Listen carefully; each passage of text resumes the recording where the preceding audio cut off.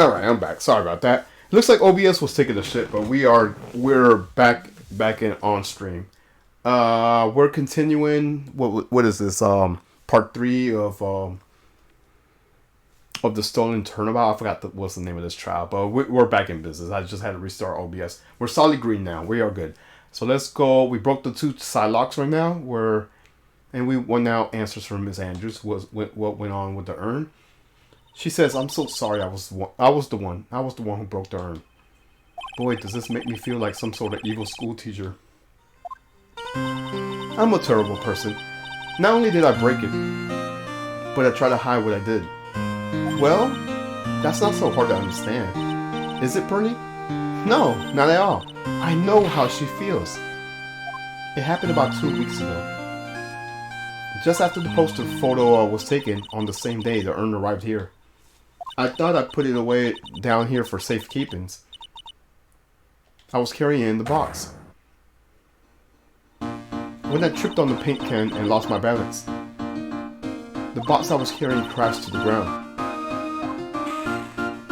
I heard a terrible noise and I thought my heart was going to stop. Fearing for the worst, I opened the lid of my box and that's when it happened. Oh my. The broken pieces of the urn fell out of the box and landed right in the paint. I want to take advantage and try to test my shot. See the positive score. Shot out real quick. Just want to make sure it's working. Yeah, it's working. Perfect. Alright, so I was in shock and just let out a huge scream. I could totally see how that could have happened.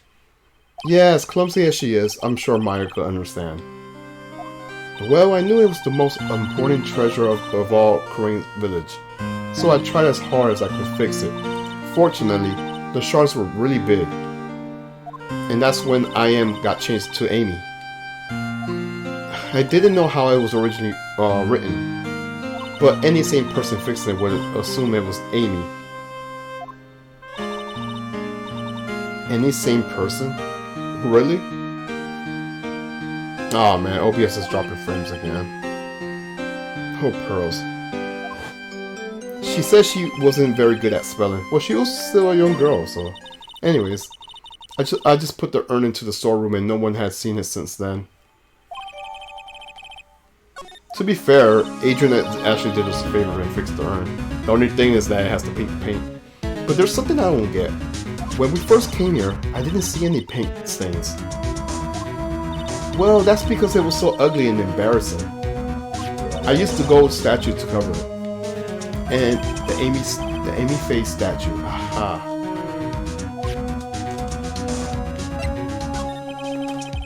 The first time that we came down here, it was on the night of the sacred urn was stolen. But Mr. Nick, there was no paint marks on the wall and the floor when we went here. Well, there was a good reason for that. On the day of the crime around noon, that golden statue just happened to arrive from the mountain training hall. And I realized that the statue would be the perfect size for covering up the paint stains.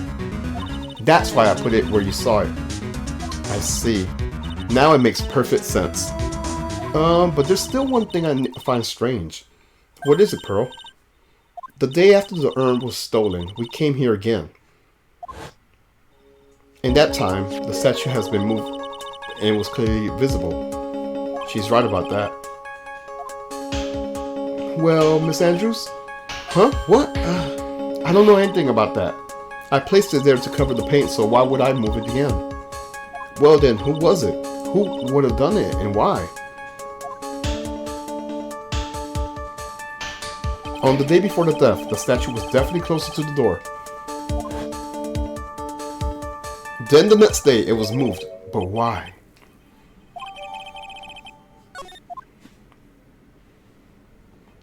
It looks like there's some connection between the sacred urn and the murder case. Why? Why do you think so, Nick? Because that night, the real thief, Ron DeLight, was at KBC security. So then why did another master mask show up here? A lot of different things are pointing to the undeniable facts. One undeniable fact. The urn, right? The murder trial is starting tomorrow, but it looks like that thief is gonna be the making of another. Is gonna make another appearance.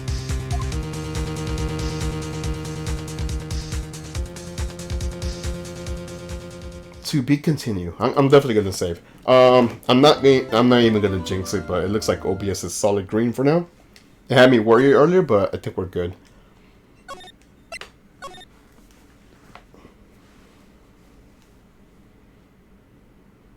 Part 4. Oh my gosh, how long is this trial?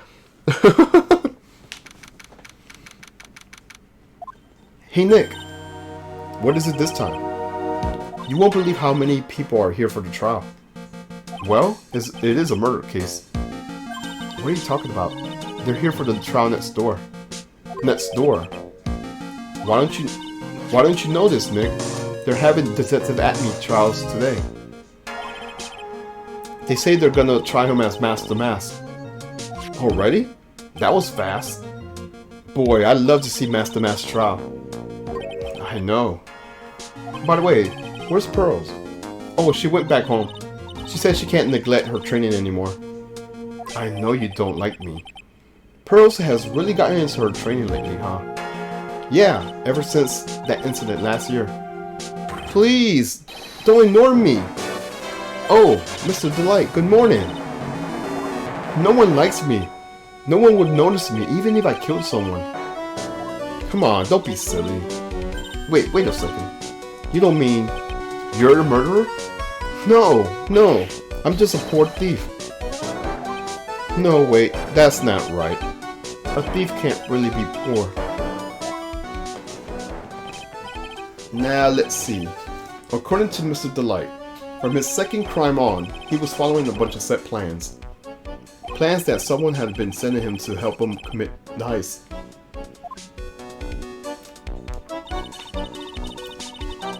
Do you really think there's a connection between the thief and the murderer, Nick? It's possible. But today's trial is a race against the clock. Huh? How come? Let's just take our times like always. I'm afraid that's not an option.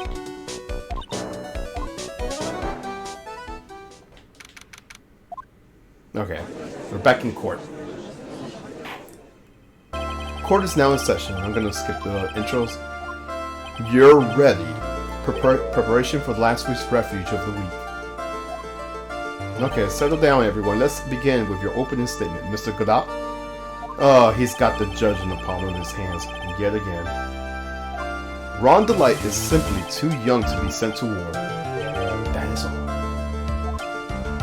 I'm afraid I have no idea what that means, Mr. Godot. Ha! Then you need to get out more, Your Honor. Life is war. But that's exactly why you must be... sorry, I can't even read right. But that is exactly why you must be more precise in your wording. That's all my statement means. Do you understand now, right? Yes, well then, let me briefly summarize the details of this case. Wow, the judge is taking charge like he knows what's going on for a change. The victim, Kane Bullard, CEO of KB Security. His body was found in a safe at approximately 9 a.m. on the morning of the 13th. However, the time of death was estimated at 1 a.m. on the previous day. And that's when our little lost kitten dropped the ball. That little lost kitten is, of course, the defendant. Very well, then, Mr. Godot. Please call your first witness.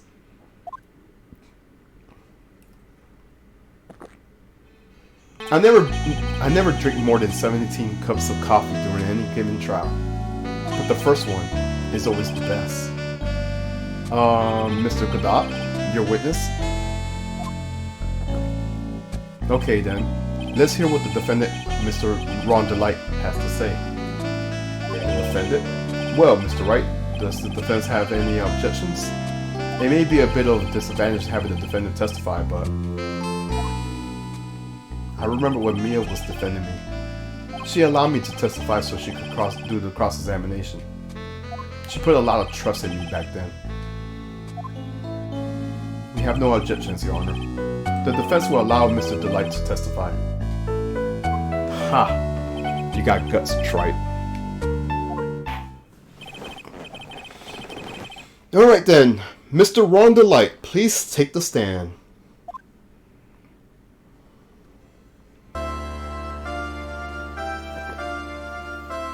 You did it, didn't you? Yes. What? No. That's not true. For a moment there, I thought we set the record for the shortest trial ever. Well, Mr. Delight already looks plenty guilty with that face he's making. And once he opens his big mouth, he'll be probably put that last nail in his coffin. Ha! Very well. Now then, can you tell me something? If you didn't kill Bullard, why did you go to the KB security? Well, that's kind of hard to say. Boy, I wish I could go home. Now then, let's hear some testimony about what happened.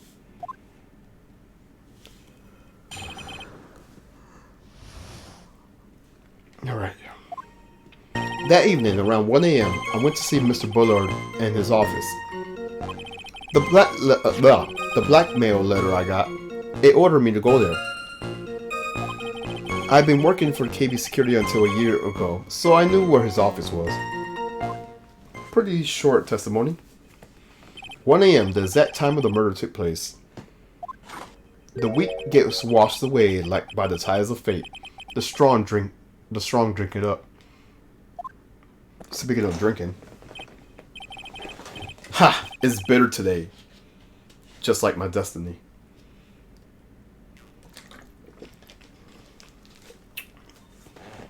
You never know that from the way he's chugging it down. Mr. Wright, your cross-examination? Alright.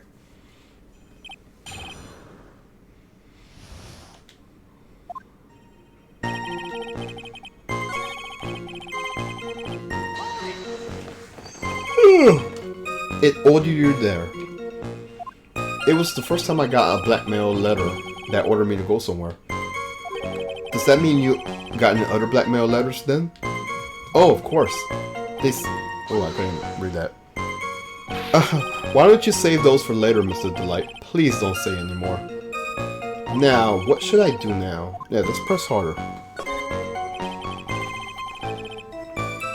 So, what did the blackmail letters in question say? It said to bring $50,000. Money, a perfect motive for committing murder. But wait. I never intended to pay that money anyways. Oh, is that right? After all, we had nothing to hold over my head. I had nothing to be afraid of. An important point indeed. Witness, let's have that added to your testimony. Yes, sir.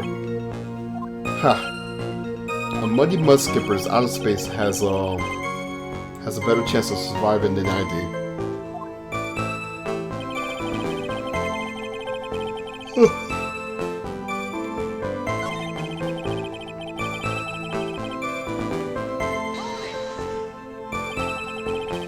You used to be a security chief, right? Yes, that's right. A security chief. You? And yet, a year ago, you were fired without notice. Revenge for an old grudge? A perfect motive for murder, wouldn't you say? This isn't good. Maybe I should change the subject.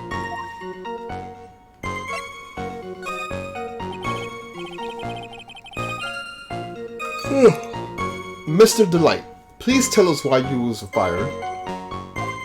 Well, the world is filled with those who I have said. I wish I had never asked that. Okay, then I take it. Defendant, please answer the question. Well, I needed money. You needed money? Well, you see, Desi loves to spend it. It's kind of her hobby. Not exactly the best hobby in the world. My salary wasn't nearly enough, so I stole data from the company. Come again? KB Security had a lot of security info of all sorts of company. And since I was a security team chief, he stole some data and sold it. Mr. Bullard found out and I was fired immediately. What? I wish I never asked that. I was somehow able to keep it a secret and made it seem like I had quit my own job. Was it? You don't look so good. Someone who brings harm to the company is fired as punishment. You'll do well to remember that. He sure told you. So you admit that you stole data from your company, is that right? Yes, I'm sorry.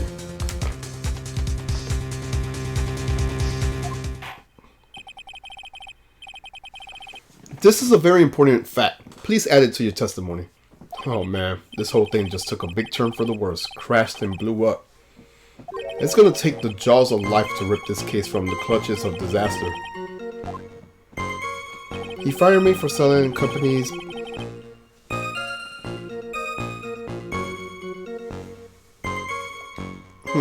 There wasn't much to his testimony, was there? Sounds like he's out avoiding something. At least that's what it sounds like to me. Uh-oh, I got a bad feeling about this. We better be careful. But if we don't find a way to make him spill the beans, we'll never get closer to the truth. Yeah.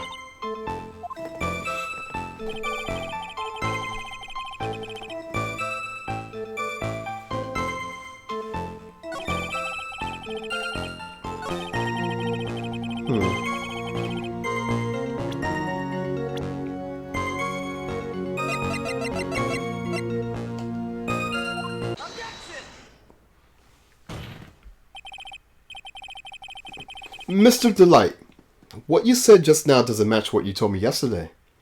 Huh? What doesn't?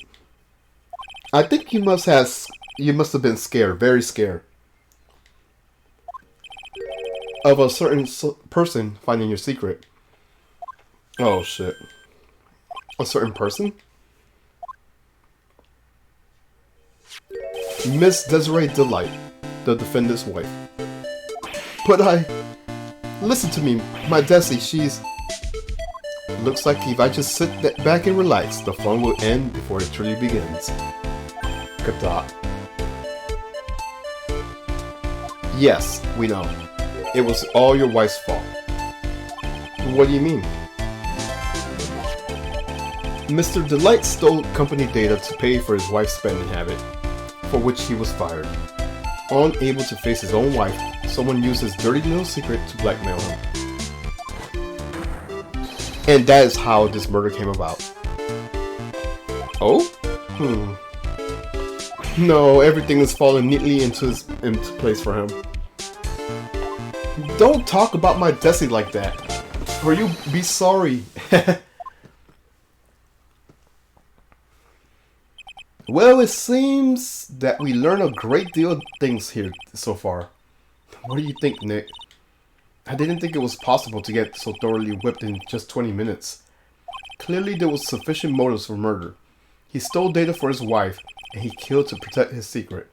A family man who cares just a little too much. The motive is clear. Let's move on. What happened at the crime scene at 1 in the morning, Mr. Delight? Come now, tell us. We're all ears.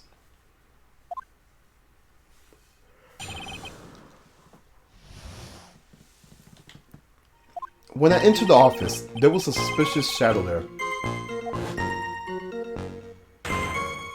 Suddenly I was hit on the forehead. After that, I remember being a bit dazed. If I hadn't been wearing that, I would have been killed.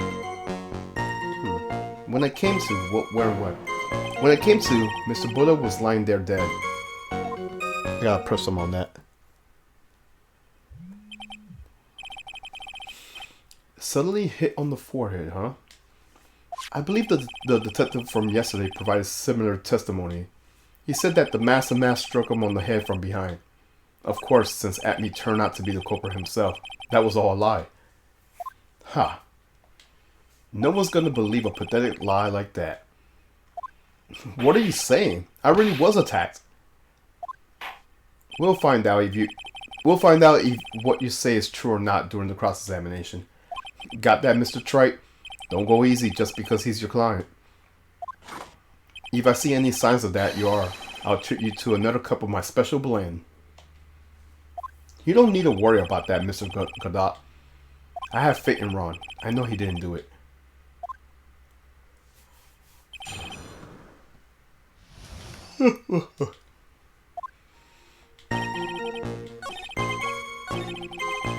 Yeah, I have to ask him about this.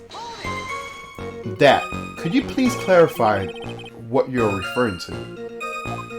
Why, my Master Mask costume, of course. Wait, just a moment. Master Mask? Huh? Oh, did I forget to mention it before? Just to be on the safe side, I dressed as Master Mask.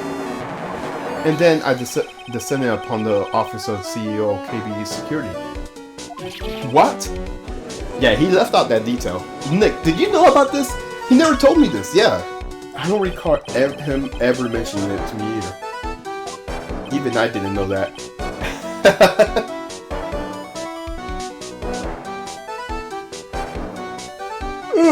Excuse me. It seems our little friend really loves to keep secrets. I'm sorry, I just never had a chance to mention it up until now. Wait, that's not right. You know how sometimes things just slip your mind? Ha, my sixth cup of coffee is starting to get cold. At any rate, we can't ignore this new piece of information. Witness, please correct your testimony. Alright, more updates on his testimony.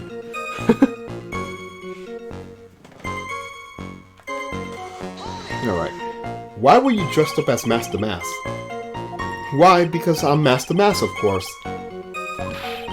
What are you talking about? Master Mask's trial is being held next door.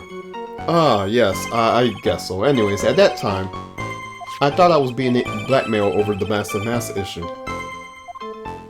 So I thought I should go ask him, just to be safe. Oh boy. Let me tell you, it's a real pain to move around with that cape. That's why it took a lot longer than I expected. Took a lot longer? What is he talking about? I guess we press harder, right? Yeah, let's press harder. What do you mean by took a lot longer? Oh, opening the safe, of course. My cape was caught out on the safe door, you see. This all happened when I was hiding Mr. Buller's body. What was that? Back up a second. Yes. You were the one that hid the body in the safe? Well, yeah. Inconceivable! Why? Just why? What reason could you have? What were you thinking? Question. When does someone toss their dirty shorts in the washing machine? What? The answer is simple. When they take them off. As usual, I have no idea what you're saying. Do you mean that Mr. Delight hid the body because he's the murderer? Yeah, because his hands got dirty. That's what he meant. Ha! So you're not as stupid as you look. His metaphors at this time was really obscure. Mr. Wright, you don't mean that you knew about this whole safe business, do you? Well, yes. Why am I the only one not in the loop here? Because no one's saying shit. Witness, make sure you add this to your testimony. Oh my gosh. Yes, sir. It looks like a storm front and is moving in on the fair weather judge. Good job, Ron.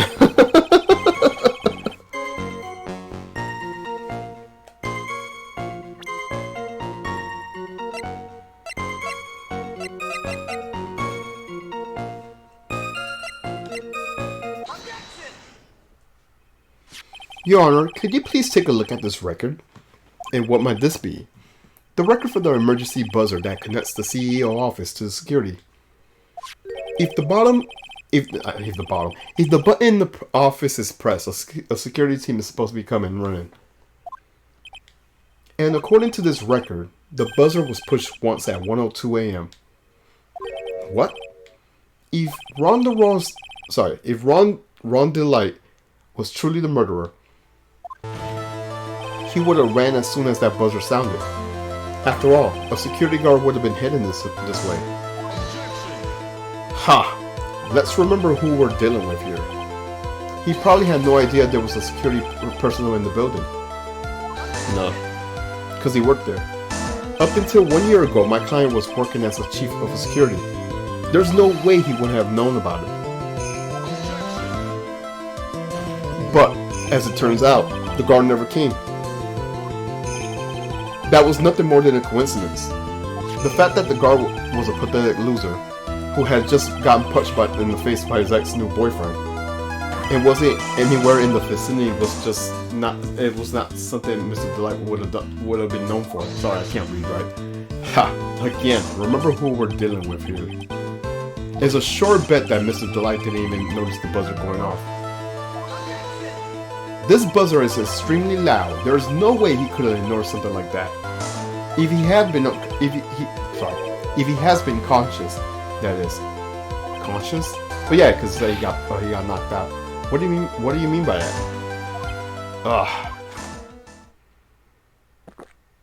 Fine. Let's hear your theory. Hold on, I'm just gonna type in objection on the chat. Show me up. Okay. What's up, zombie? How you doing? Sorry for the long reply. Recall the defendant's testimony. The moment he entered the victim's office, someone attacked him. Mr. Delight said he felt dazed. I'm willing to wager that he was knocked unconscious for at least a few minutes. Unconscious. So he fainted. No. He said someone knocked him out. That's why Mr. Delight didn't know that the buzzer had sounded. And that's why he thought he had time to hide the body. So what are you trying to say? Mr. Delight was knocked out and the buzzer went off soon afterwards. Now, unless my client was unable to hit the buzzer while he was unconscious, it can only mean that there was another person in that room. That's right, whoever it was, they knocked out Ron Delight and then pressed the buzzer.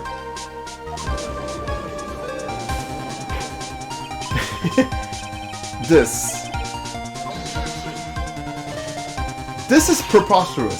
It was this kid. Ron Delight is the one who killed Cain Ballard. Then who pressed the buzzer? It was the victim, of course. He pressed the buzzer when the defendant attacked him. He didn't die right away. He must have held on long enough to push that button. So Cain Ballard sounded the buzzer himself. What is your opinion on this, Mr. Wright? I need to prove that the real criminal was there at the scene, but how? Can I prove that it wasn't Cain Ballard who sounded that? I mean, I guess we have to, right? Yeah, we have to prove it. I have to look at my record, though. The defense opinion is this, Your Honor. This piece of evidence proves that it wasn't the victim who sounded the... I have to look at the record. Let's see. What do we have here? The buzzer went off at, 1:02 a.m. So it's 2 minutes behind.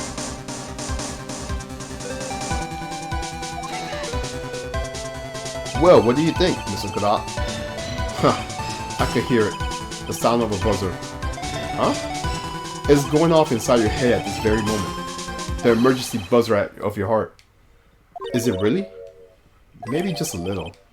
Mr. Wright, you need to think more carefully. Oh wait, I got the wrong I guess I got something wrong. I have to look at my record. Hold on. Maybe I hit something wrong. Hold on. What did I do wrong?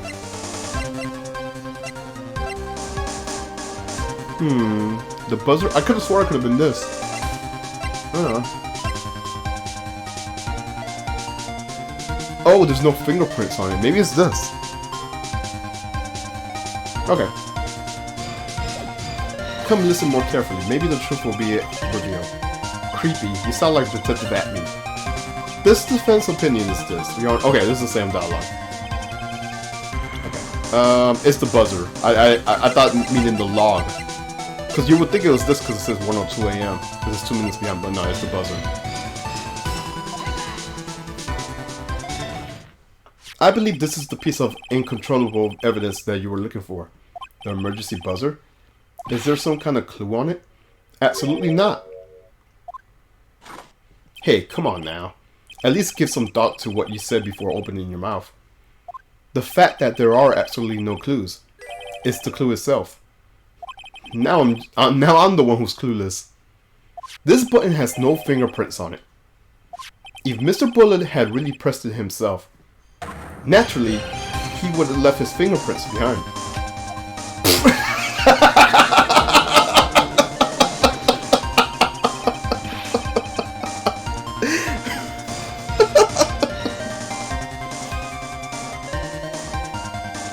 Oh, that's gold.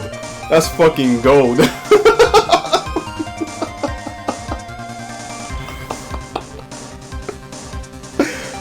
Oh, I love it. I love it.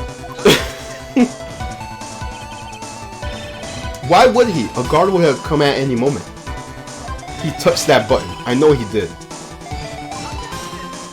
The defendant, Mr. Delight, was dressed as Master Mask. And the Master Mask always wore gloves. What reason could he possibly have wiped the buttons free of fingerprints?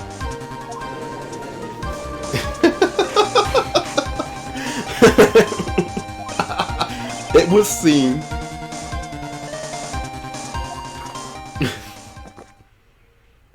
I've been forced to eat crow. I wonder what blend number crow flavor coffee is that. Hey zombie, sorry for the long reply. However, if the real killer was there at the scene, I'm back brushing Kenji's. Good. He's a clean, handsome boy. Why would that person press the emergency buzzer? Let me shut you out. Oh, I just ordered some Domino's today. Oh my gosh, I'm so good. I'm so satisfied with my food. Anyways, shouldn't they have run away without putting themselves in extra danger?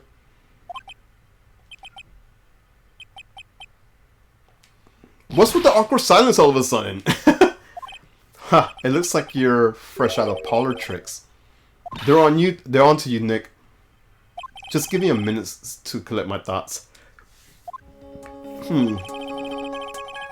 So the real culprit killed Mr. Buller around 1 a.m.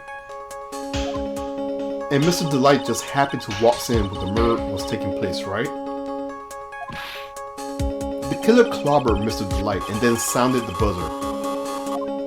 Even though the security was supposed to respond right away, if the buzzer was pressed, security was supposed to respond. Yeah, we know why. We know why. Time's up, Mr. Wright. Let's hear what you have to say. Very well, then. Ho ho. You got some guts. I like that in an opponent. Why did the real killer sound the emergency buzzer? Obviously, to call the security guard. The killer knew that if they pressed that button, a guard would come running. And that was exactly what they wanted.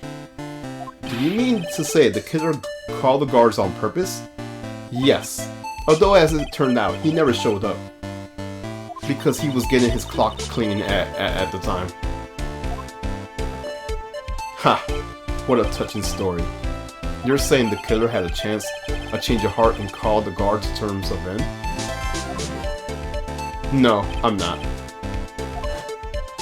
When the buzzer sounded, there were 3 people in that office. The victim, King Ballard, who was already dead. The defendant, Ron Delight, who was out cold. And the third person, the real killer.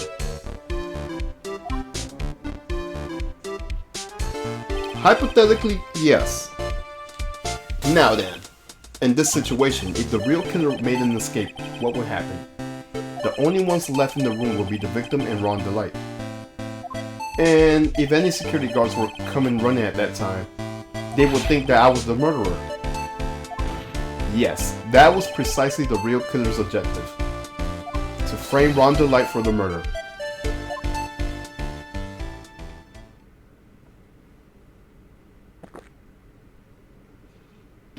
Why is he doing that? What is... It would seem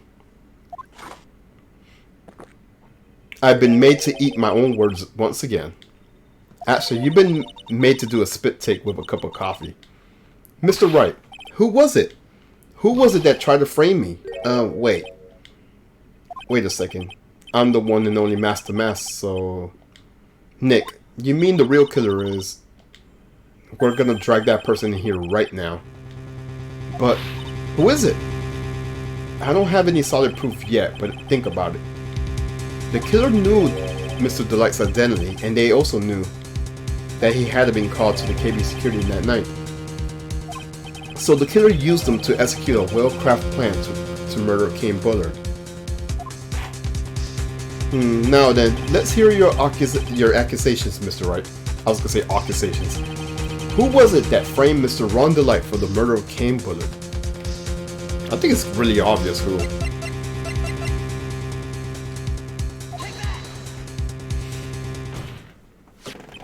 We should be almost done with this trial. It's probably like another part, but we should be almost done with this trial. Detective, look at me. He's the only one who could have done it. Ace Detective? Look at me, you mean. Master Mask did it. Your Honor, the person being tried in the court next to us is not Master Mask at all. He is, in actuality, the true murderer of Kane Bullard.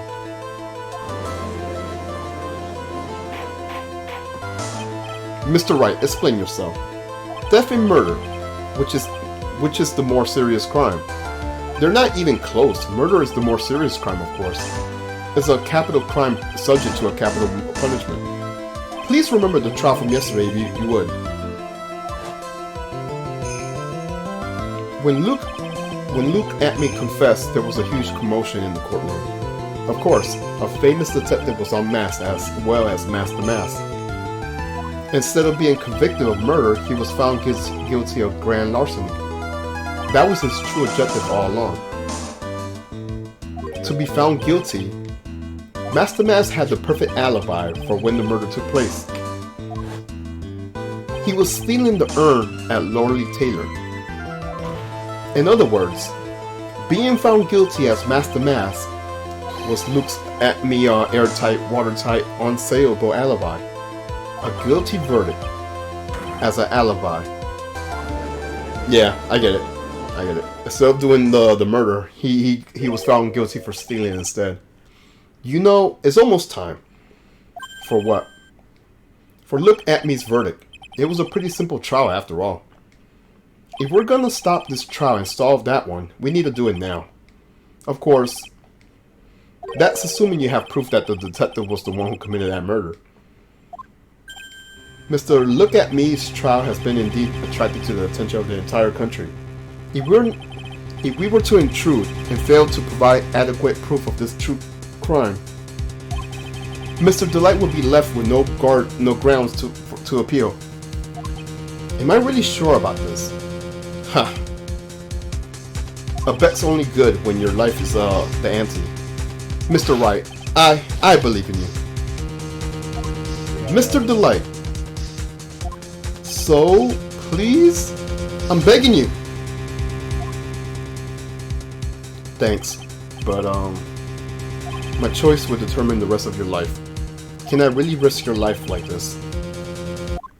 Phoenix. What was that? Don't stray, Phoenix.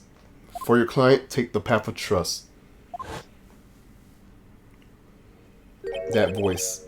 It sounded like Mia. Your Honor, the defense requests an immediate recess. Ha. So that's your answer, huh? Very well. I decided as well. This court would now take a 20-minute break. Mr. Wright, when we return, please summon Mr. Look At Me to the stand. Yes, Your Honor.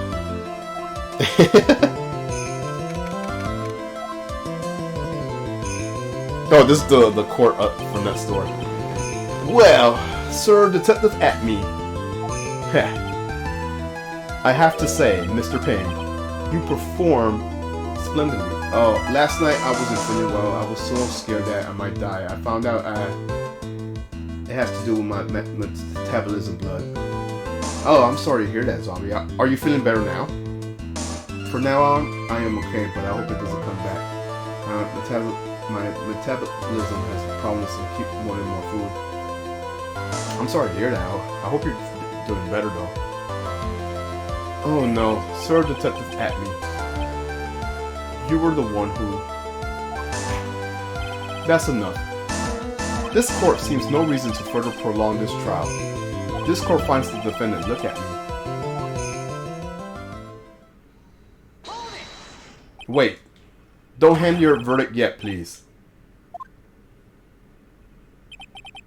Well, sir, lawyer, welcome to my courtroom. Who's this hoser, eh? My name is Phoenix Wright, attorney at law. And I wish to file an accusation against this man. Look at me. I went to bed early and went eat breakfast. Okay. Accusation? You accuse Master Mask? That man is not Master Mask. He's just a ruthless murderer. What?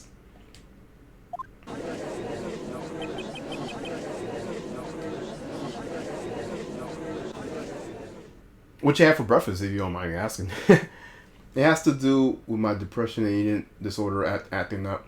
Okay, I hope you, like I said, I hope you're feeling better. Did you get your sushi now, or are you gonna get that later, if you don't mind me asking? All right, this should be the last part of the case, so I should be almost over with this case. Oh no, never mind. I just read you said you're going to future tense. I just read it. Scrambled eggs and bacon with ketchup. Okay, my sis. I could have sworn I heard Mia's voice. So then, she's still alive inside your heart. Aww. Nicky boy. Oh, Miss Delight. Is it true that the detective is the real killer? To be honest, we don't have no proof yet. But he's the only one who could have done it. But wasn't he at Lord Taylor's that night? Not to mention, we don't know exactly his motives. I mean, why would Detective Attoney kill Kane Bullard? It's almost time. Better get back to the courtroom. I need to find some solid proof.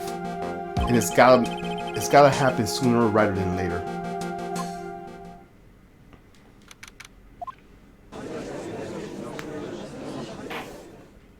I'm just gonna skip the intro. Please take the stand, look at me.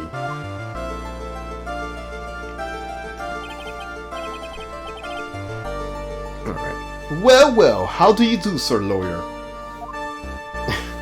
I would never have thought to see you acting so recklessly.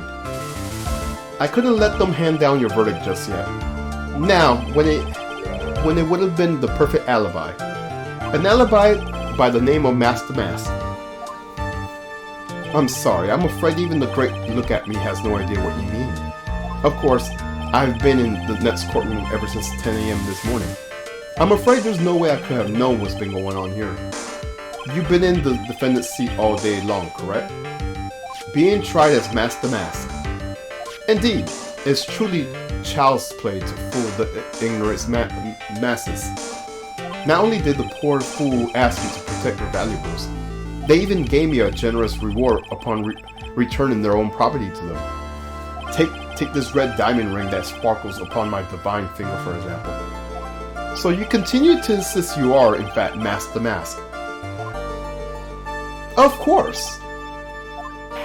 Very well then, look at me. Let us begin with a simple question. On October 12th at 1 a.m., Kane Bullard was murdered. Where were you at that time? One without knowledge lacks even the knowledge he should be ashamed to himself. But don't worry, I will not hold it against you, Sir Judge. Thanks? Alright. Mr. Attoney, the night of the murder. Speak. We're all ears. As you wish, Sir Prosecutor. Okay, testimony time. I was stealing the urn as Master Mask, just as I announced I would. I had more than enough time to prepare.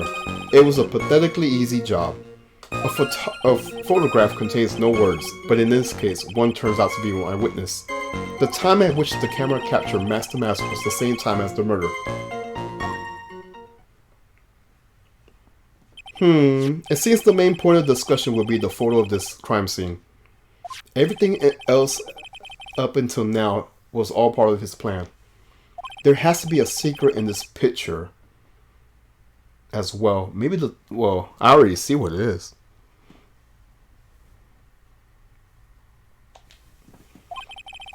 Even the great Master Mask cannot be in two places at once.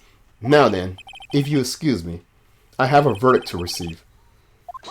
I already see what it is in the photo. What's wrong? Unfortunately, Mr. Attoney, we still have to cross-examine you. A fool is too foolish to know what... Hey, what is he? Fucking Bon Karma? I think he's trying to say that you're full of it, Nick. The only thing that's full of it is his alibi.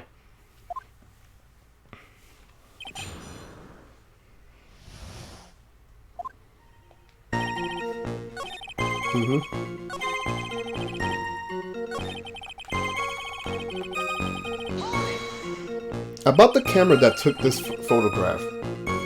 Oh, come now. It's all too clear that what you're thinking. Huh? You think I altered that time... Yeah, that's what I was thinking of. The timestamp right there. It says 58, or 158, whatever. That's what I was looking at as well. Okay, so I'm afraid that's impossible. The camera was set up by Lorelei Taylor, and on top of that, it was Lorelei Taylor's staff that printed that picture's data. Unfortunately for the defense, there's no way that picture could have been altered. I see. It looks like I better find something else that could be suspicious. So this alibi is false. It has to be, or he couldn't have killed Mr. Butler at the security. But I'm not really spotting anything unusual. There are two possibilities. Either the Master Mask in this photo is fake, or the photo itself.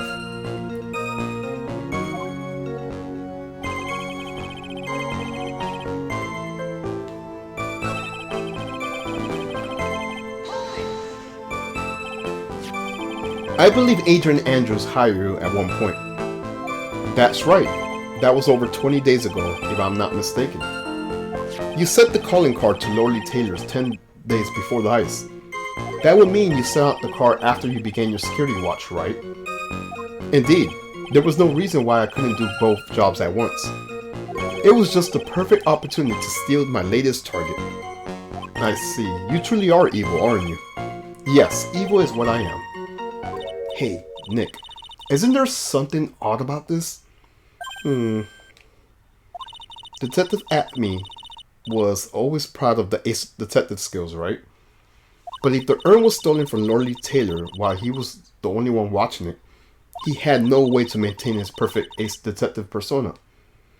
You know, that's true. It is kind of odd.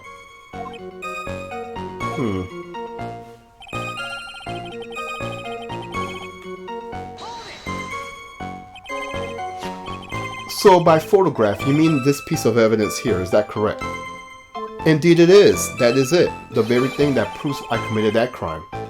The very thing that proves you committed the crime. Surely even you understand by now. Lorelei Taylor provided that camera. There's no way I could have tampered with it. That means I could have not killed King Bullard, unless I had an accomplice. This game has some wackest character.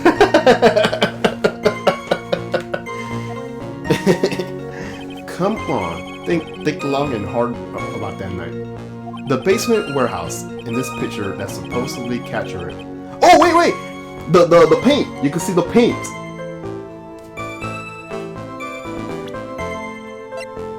I just thought about something. No, that's not the picture. That's another picture. I just thought about something. Yeah, you can see the paint right there on the right side. That's the proof right there, and the statue was moved. I just thought about that. Okay.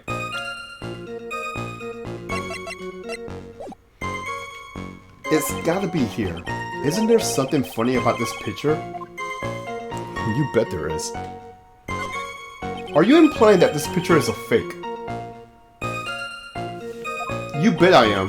There's definitely something strange about this picture. We took a look around the warehouse that night, before the theft took place.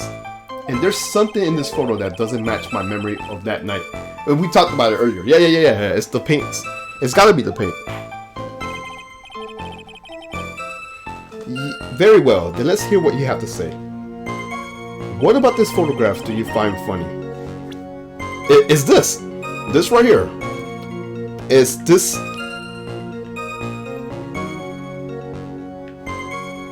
Oh, wrong button. The funny part is right here. Why this? This is a blood stain. No, it's not. It's not a blood stain. Ah, blood. Now this is getting it's not blood. Not exactly. It's pink. It's pink paint. This stain is actually pink. Yeah, he just said it. Oh, just paint. Peach color at that. From blood to peaches. The judge sure loves going on his wild tangents. The problem with this photograph is not the paint. The problem is that when you consider the layout of the basement warehouse, it turns out that something that should be there is nowhere to be seen. Which is the statue, right? Oh, he doesn't like that. He doesn't like that. Well, Mr. Wright, what is supposed to be in this picture instead of the stains? It was supposed to be this statue right here. The supervisor of the treasure exhibit stated the following.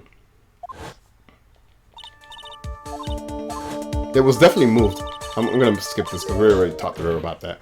I myself was there the night the theft took place and saw the statue in that spot. Right there. Yeah, in fact, they're showing it. It was right there. And then that statue was moved. And that's when we have all the I was going to say blood stain, paint stains on the wall. If this picture was truly taken on that night, then then that statue should have been there. But when I went there the day after the theft, that statue of the old bag was sitting in the corner. Yeah, but it should have been right by the door. They moved it. Perhaps it was someone that pushed there accidentally. Your Honor, this statue is slightly larger than yourself and quite heavy. It wouldn't take more than a push to move that in that distance. Ha. In that case, can you prove it? Can you give us the rhyme and reason as to why that statue was moved that night? Wacky, yes. Yes, they do. I agree, Zombie. Can you do it, Nick? Never mind who moved it. The real question is, why did they move it? Dude, Twitch just shut itself like, what the fuck? For a moment, it said channel doesn't exist. I refreshed this. Really? That's weird. I don't know what to tell you. Well, Mr. Wright, I hope you are prepared with your answer. Now then, who was the one that moved that golden statue of the night of the crime? I mean, it's obvious. It's this fucker right here. That's very obvious. We're back to normal. For now, we're back to normal. The one who moved the statue is none other than look at me.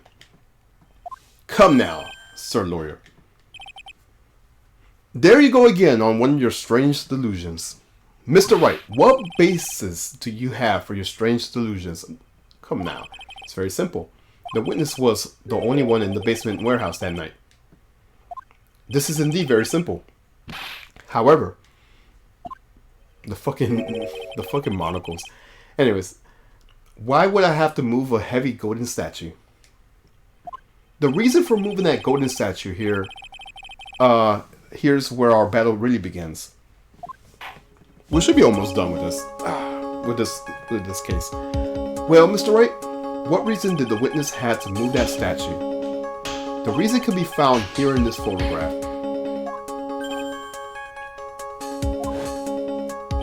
Look at me, you pretended to be Master Mask to create an alibi by showing you were at Lorley Taylor's that night. But this photograph contains a single fatal flaw.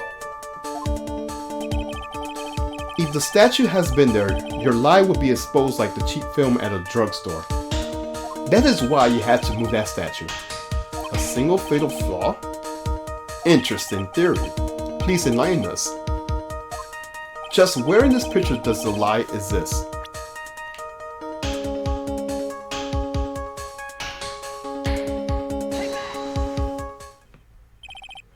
Naturally, the lie in this photo is that timestamp. What do you mean? I'll tell you exactly what I mean. On the night in question, Look at Me went to the KB security guard. I keep saying guard. KB security and murdered Kane Bullard. Therefore, it's obvious it would be impossible for him to have been at Lord Taylor's at this time.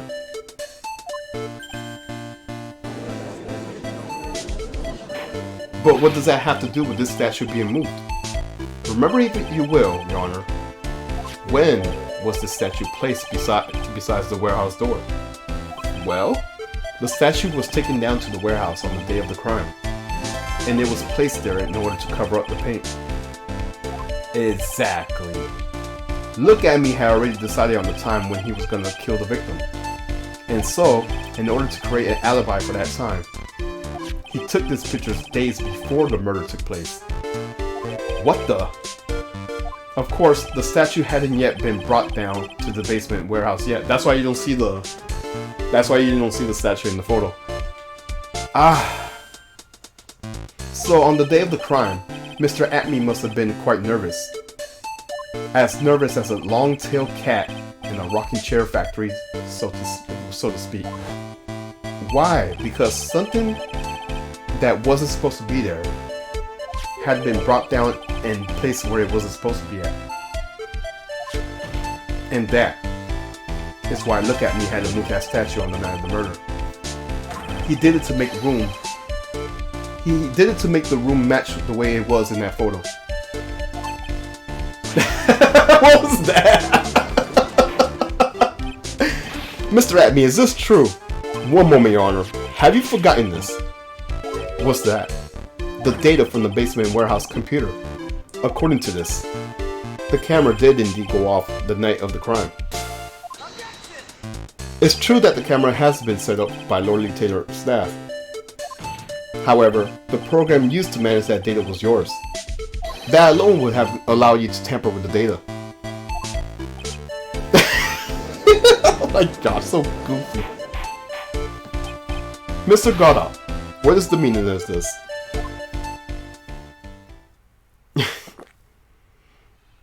Goddard, I warn you about making me wait. Now put the coffee down. My 11th cup. I promise to drink no more than 17 during our trial. Which means I'm still good to the last drop. However, the defense has a very good point. A good point? So what? We are all but travelers on the road of infinite points.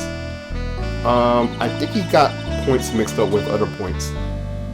So you say that photograph was taken ahead of time, and that's the statue was moved in order to make it match. That's a very interesting idea.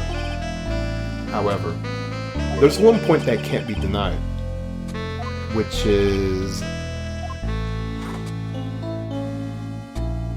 that's it, only a possibility. Men that are trapped by chains of maybes can never reach their dreams. That's very true.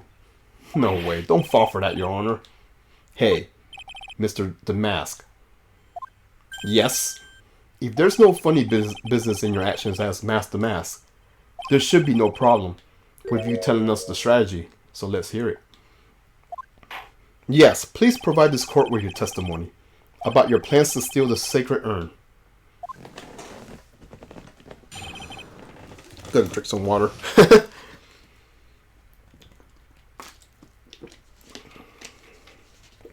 One thing I'll say about streaming Ace Attorney, I'm drinking lots of water. Alright. So, I first received a request from Lord Taylor about 20 days later. The urn was placed in a box. It was sent then to the warehouse.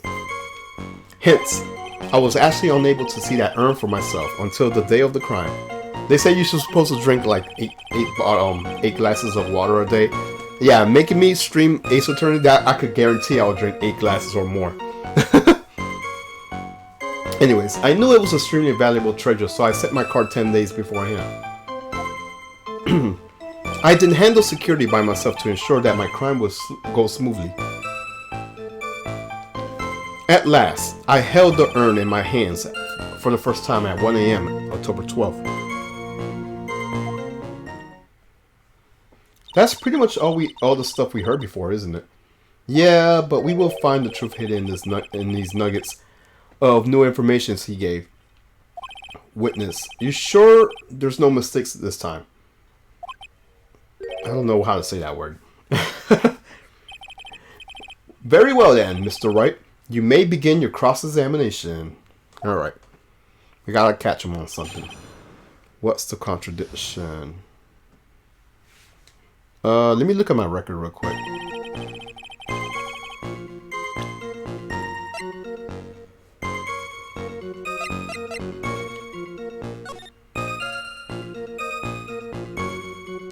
Okay, I think I know what it is. Okay, we're good.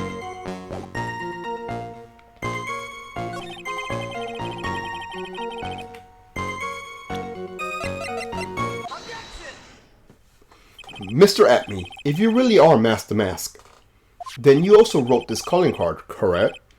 But of course. Is there a problem with that calling card? Allow me to read a passage from the calling card that Master Mask has written. Take good care of the speckled urn. Now, the speckle here surely refers to this peak pattern of the sacred urn. Yes, that is true. But so what? Truth be told, there is no way that the Master Mask could have known about this pattern. Right, because of the pink. Okay, never mind. What do you mean? This pink spotted pattern on the urn is actually nothing but paint stains. Paint stains. And these stains did not appear until after the urn has been taken to Lord Taylor's. I'm not finding this joke very funny, Mr. Trite. The day that sacred urn was taken to the warehouse, the urn was broken to a human error. Or should I say a error-prone human. And that's when the pink paint got onto the urn. Ugh, you can't be serious. And yet this calling card clearly mentions that paint pattern. Which means Detective Attoney has seen this urn long before the crime ever took place. In fact, he saw it when the fake photo was taken. He spits the coffee again. And because this photo is fake, your alibi for the night of the murder no longer holds water.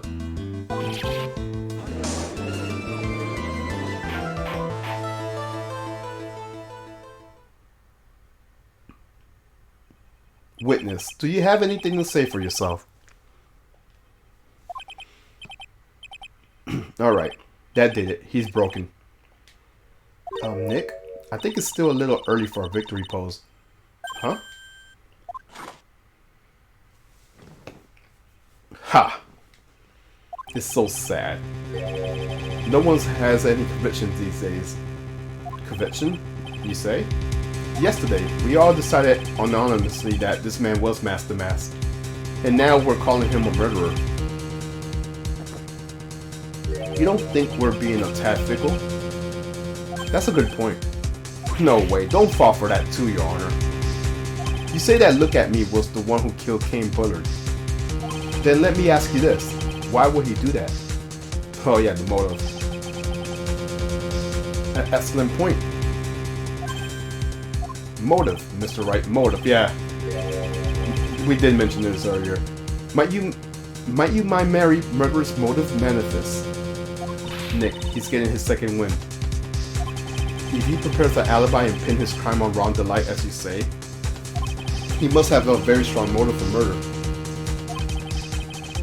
The only one with any motive we see is Ron Delight. Excuse me. Isn't that right, Detective? Indeed. According to my own research, the boy's motive is clear.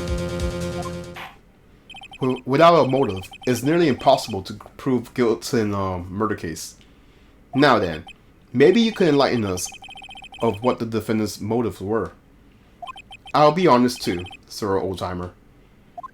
They're doing everything they could make Ron look suspicious. Despite our lack of hard information, this may be our only chance.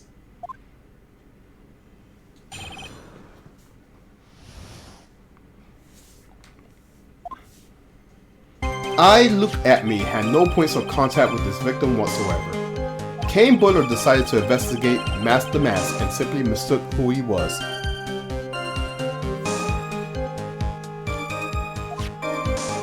It was Mr. Bullard who wrote that blackmail letter and sent it to Ron DeLionne.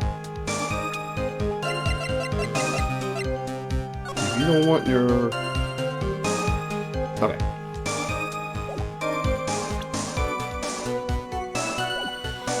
And it was, again, Mr. Bullard who harbored a grudge against Mr. Delight for his betrayal. Mr. Bullard's mistake is quite excusable. This defendant truly believed he was Mask the Mask. That is why Mr. Delight saw it to fit to kill Kane Bullard. Truly a tragedy.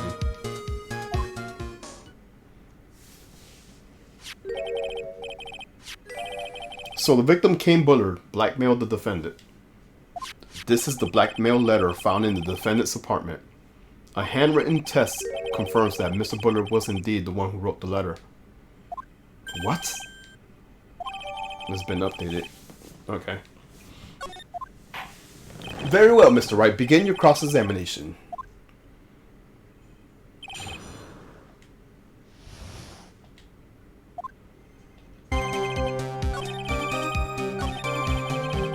Okay, let's present the letter.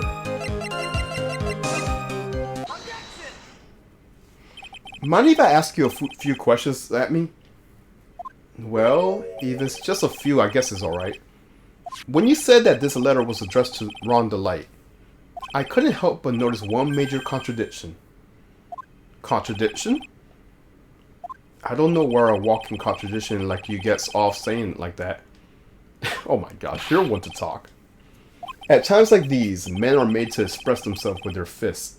Why don't you show us what you got there, Junior? Indeed, time to man up, Mr. Wright. What's the judge's problem? He just took he took fucking Godot's side out of nowhere.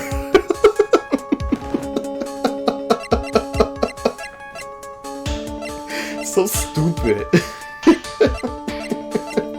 Hold on. Process Jones. Yeah. This is it right here.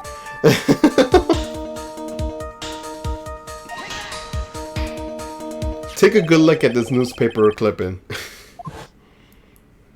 It contains a picture of the Tear of Amnon, the stolen jewel. Yeah, this was the first heist. What about it? The problem is that this jewel's color. Color? I'm not much for discussing color myself. According to the clipping, the color of the that was stolen was blue.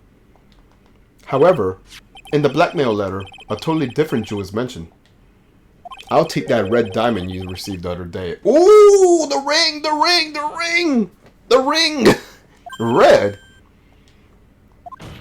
Which means the red diamond described in the blackmail letter, it's not the Tears of Amnon that Mask the Mask stole. And your point is, Mr. Trite. So you're trying to say that the blackmail letter was intended for someone else. That is what you're trying to say, right, Trite? That is what you're trying to say, right, Mr. Wright? Well, that is what you're trying to say, right, Nick? Yes! This is who Kane Bullard was actually trying to blackmail. Let's go to profiles.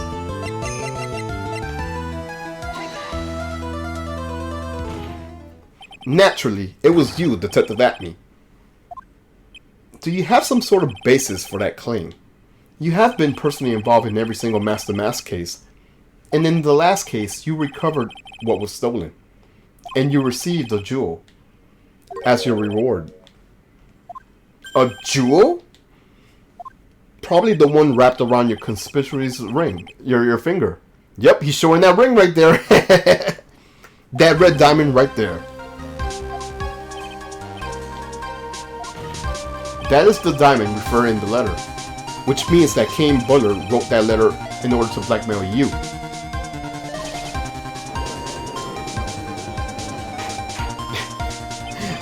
Oh my gosh. It seems you've gotten too far with your childish pranks, Mr. Trite. I don't like the way he said that. Kane Buller blackmailing look at me. Are you for real? Yes, I am. Nick, come on, stand up to him. Then answer me this. The blackmail letter containing the following passage.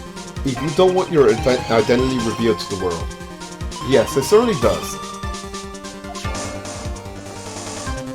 Kane Buller threatened to make Look At Me identity public knowledge.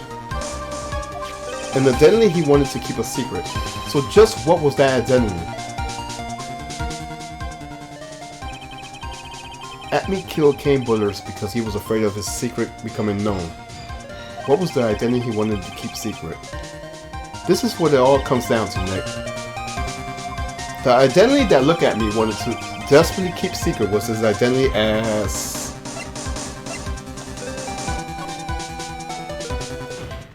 Look At Me was a blackmailer.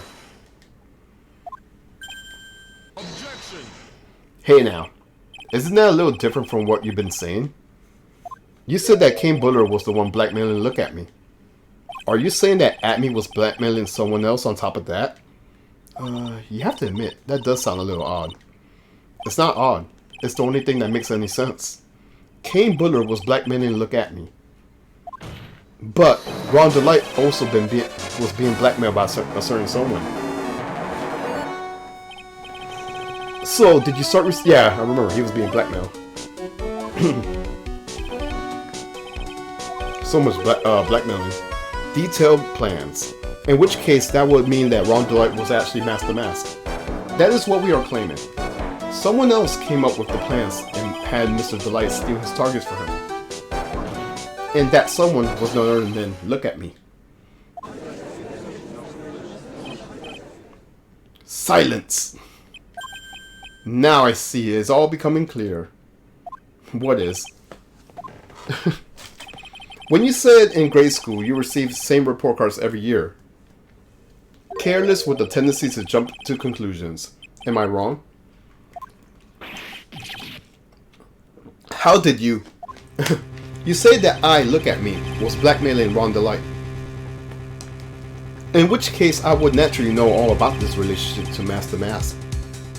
Well, yes. Ron DeLite started receiving plans from his second crime onwards, correct? Which means I learned of his identity when he committed the first crime. Good point.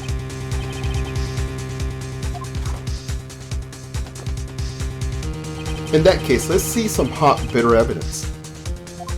During the first crime, how did Look At Me know that Ron DeLite was the Master Mask? Well, it kind of said on the newspaper, right? Where is it?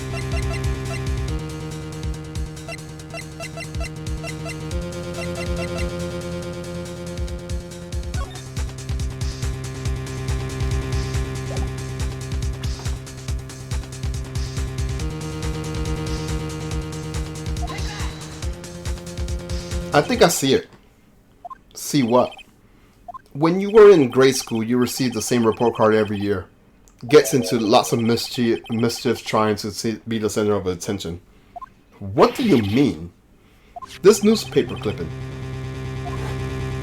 It has a picture of you and Ron DeLite in his guard uniform. It seems that Master Mask didn't just appear into thin air. He just took off his outfit and hid it into the bucket. That sounds far too stupid to be true. Correct. With tricks like that, he couldn't fool a baby. Let alone an ace detective. And that's when you figured it out, Mr. Attoney. That's when you learned that under his mask was Master Mask was Ron DeLite. Sorry about that.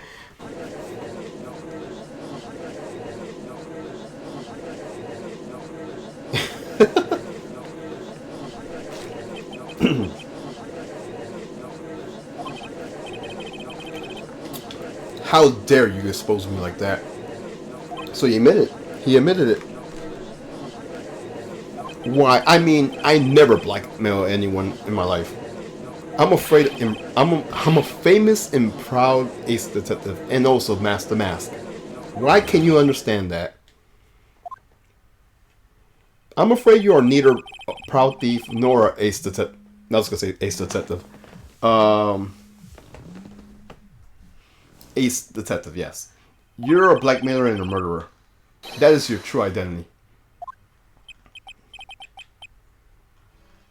How dare you even... Well, I couldn't even read this. It's going too fast. Big mouth, what something? I say none of you can compare to my genius, so ruin, discreet me. I can't read all he's saying. Cannot handle blackmail, murderer. He's going so fast. It's enough to make me laugh. You know, in a way, this guy reminds me of Adon from Street Fighter. It was seen we finally arrived at the real answer. That was quite a performance by Attoney. Bailiff, please prepare a cell for Mr. Attoney. Objection!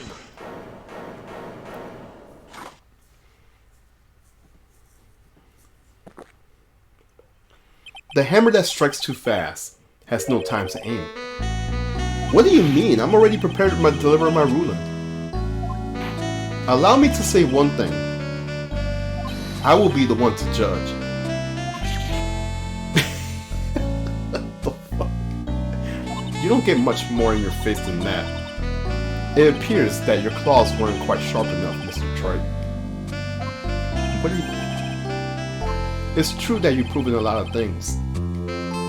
Things like Luke Attoney was a filthy blackmailer. He does look like fucking Adon. He looks like fucking Adon. And that he wasn't at Lord Taylor's that night of the murder. That's right. That's why he's the one who killed Mr. Bullet. But there's still one thing you have to yet prove. What's that?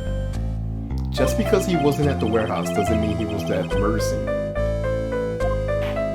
Therefore, if you can't prove that this pitiful excuse of a man was at KB Security, then I don't see how a verdict can be delivered. No way.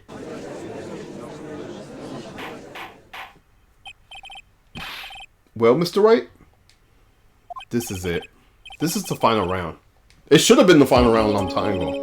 Anyways, I got to prove that Attoney was at Mr. Buller's office at that night. I don't think we have anything to prove.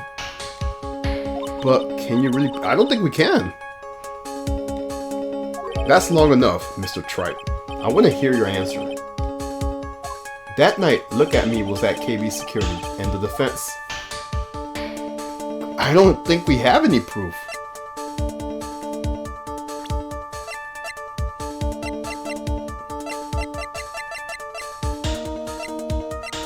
No, I don't think we have any proof.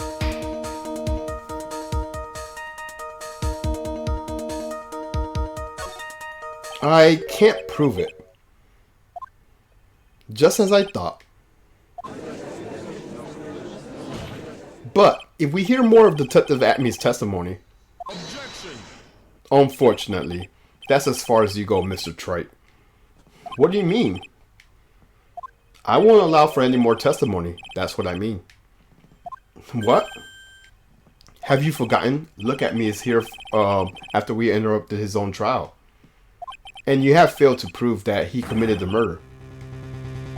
I think it's time for this witness to return to his own trial and face his guilty verdict as Master Mask. No. Well now, Sir Lawyer, it seems that love wins out in the end after all. I am the ace detective as well as Master Mask. My verdict will verify that. Just as Ron Delight's will verify that he is the true murderer. I declare that with the full force of my ace detectiveness.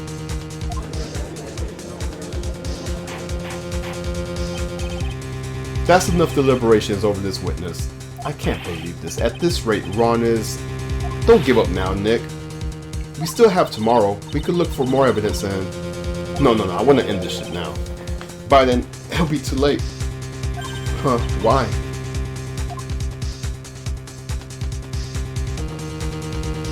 Double jeopardy. One of the basic rules of any court of law.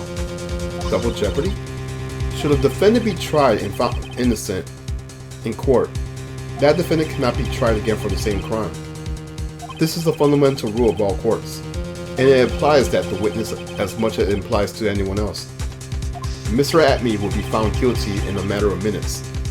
Guilty as Master Mask, which means he will be innocent as far as the murder of Cain Butler is concerned. No way! The fact that you were unable to prove Mr. Attoney's guilt of that crime here means that he will never be tried as Kane's brother's murderer.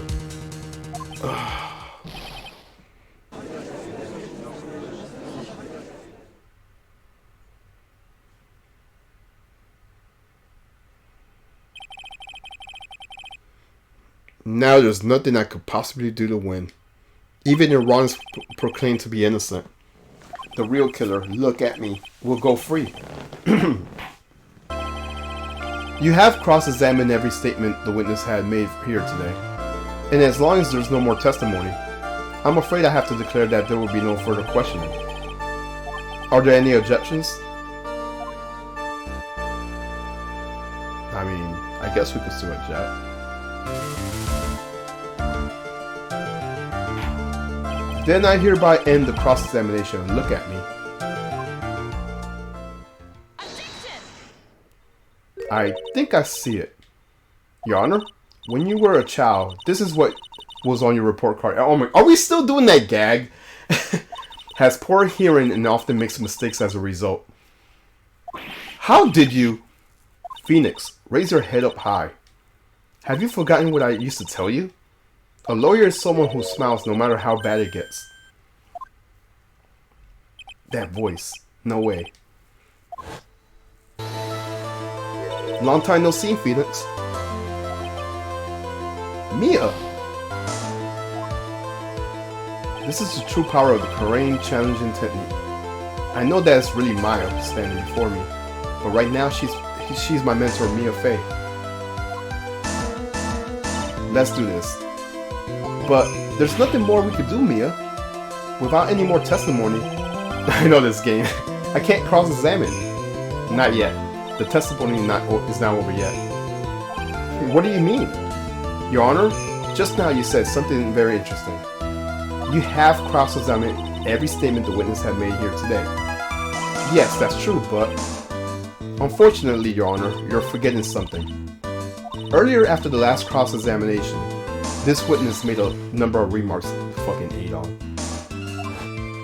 Well now, Sir Lawyer, it seems that you... Oh yeah, he did say something. I am the Asen as well.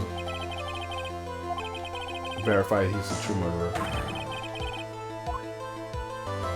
Yes, but those comments appear to have no importance whatsoever. Very well, then we shall prove that their importance via cross-examination.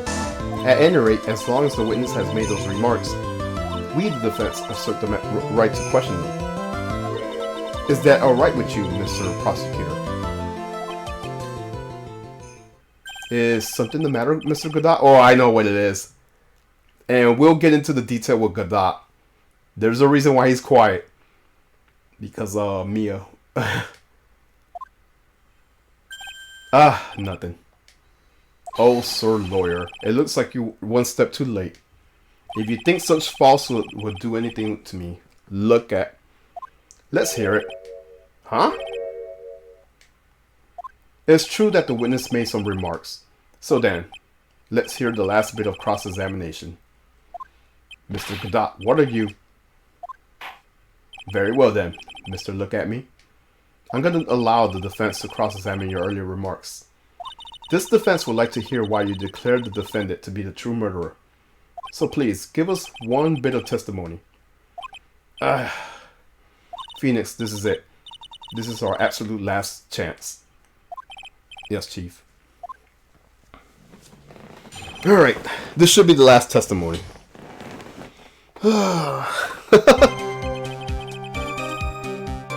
Alright, indeed, it is true I was not at Lorley Taylor's. I had to leave to see about another vitally important job request. I had known about the date beforehand, so I had the photograph ready. My brilliant deduction was what informed me that the true culprit was Ron DeLight. And that thanks to the key card and wallet, it was abundantly clear that he was there. I was also to make a deduction from the buzzer, which also sounded once. The button did not have any fingerprints on it. Why? The victim would have left prints on it if he sounded it, which means the killer sounded it.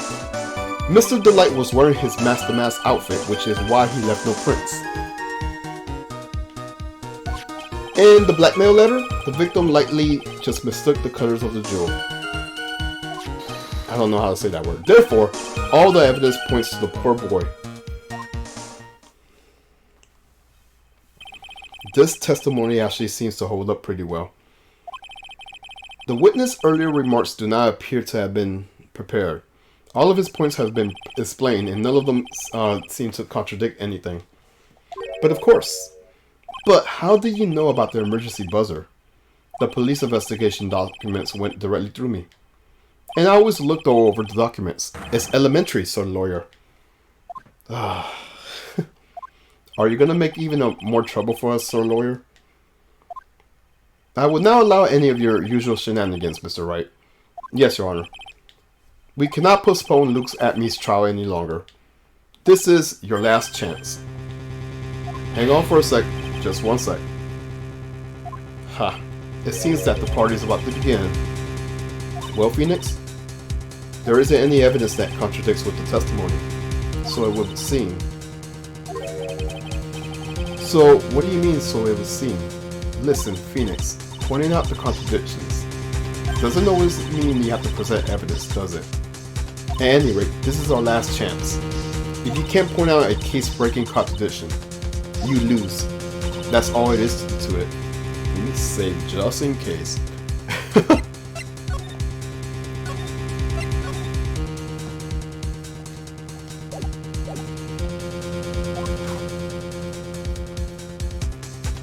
Cup number 17, the last cup.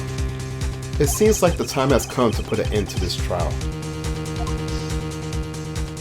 I have to find a fatal contradiction in this testimony, and I need to point it out without presenting evidence. Which means all I could do is find the contradictory remarks and press it. Remember, you only get one chance. Very well, Mr. Wright. Please begin your cross-examination.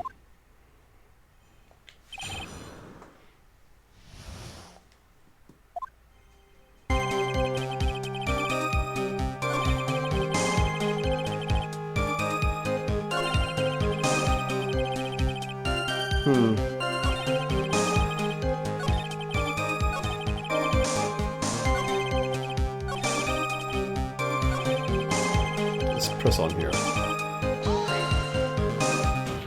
Mr. Attoney, about that last remark. Objection. You still don't get it, do you, trite?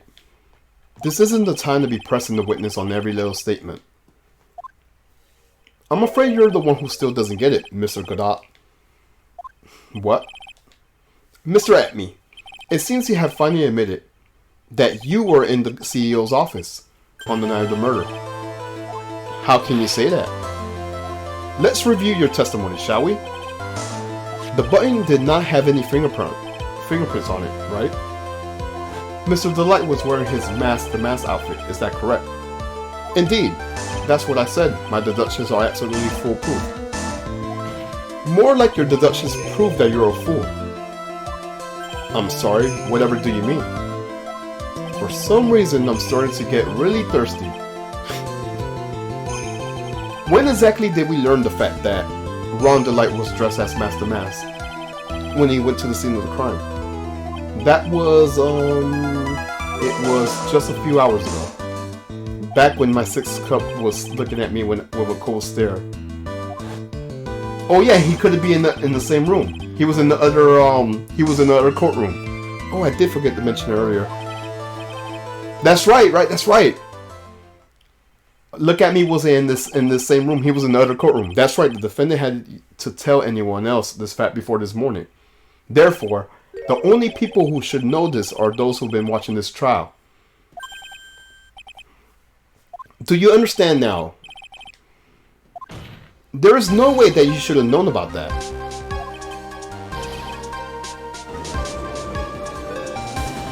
You were in the next courtroom being tried as Master Mask.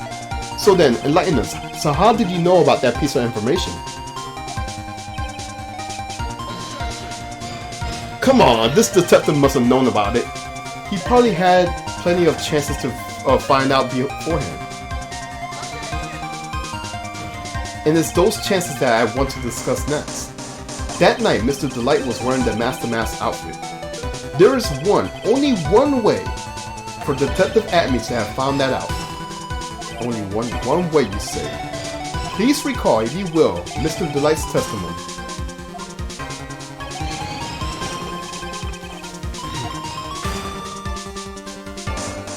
For a second, my client witnessed the real killer. But Mr. Delight never saw his attacker, so there's no way to tell whether or not the real killer was looking at me. It's with that statement that I'll turn this case on its head. Just what are you implying? Mr. Delight saw the real killer, correct? Now, if you turn the statement around, it stands to reason that the real killer had also seen Ron Delight. Impossible.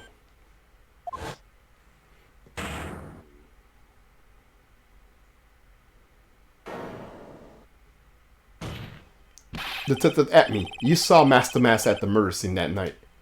You saw him when you killed Kane Bullard and assaulted Ron Delight.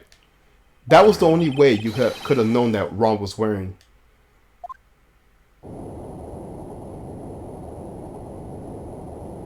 What the fuck? What the fuck?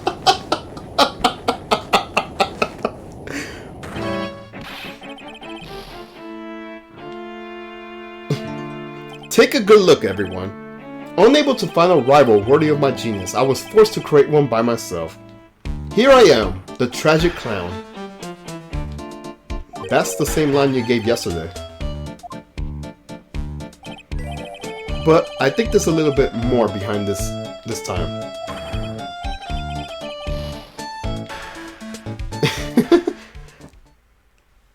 Okay, zombie, relax, okay? What an awfully complicated incident. Kane Bullard was blackmailing Look At Me, who was in turn blackmailing Ron Delight. Okay, no worries, zombie. And about killing his blackmailer, Look At Me tried to frame Ron Delight. He then claimed to be guilty of Master Mask in order to escape his true crime. And to that end, he came up with that plan. To use the double jeopardy rule when making his alibi. At any rate, it would seem we finally found the truth. Excuse me? I came close to besmirching the... He keeps saying that same sentence.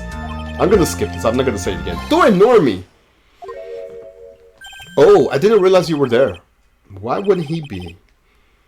About the verdict. I know. You never committed any murder. That's right. I'm so glad you understand that, but... I really am Master Mask. Huh? So, thanks to that trial yesterday, I'm innocent now, right? What was it you said? Double jeopardy? Now that you mention it, I've been careless. Careless. What do you think, Mia? As the defendant says, the rule of double jeopardy is absolute. A defendant can never be tried twice for the crime in which he was found innocent. Then Master Mask is really innocent. It would seem so. For now. For now. Now then, this court finds the defendant. Yay! Only because of double jeopardy.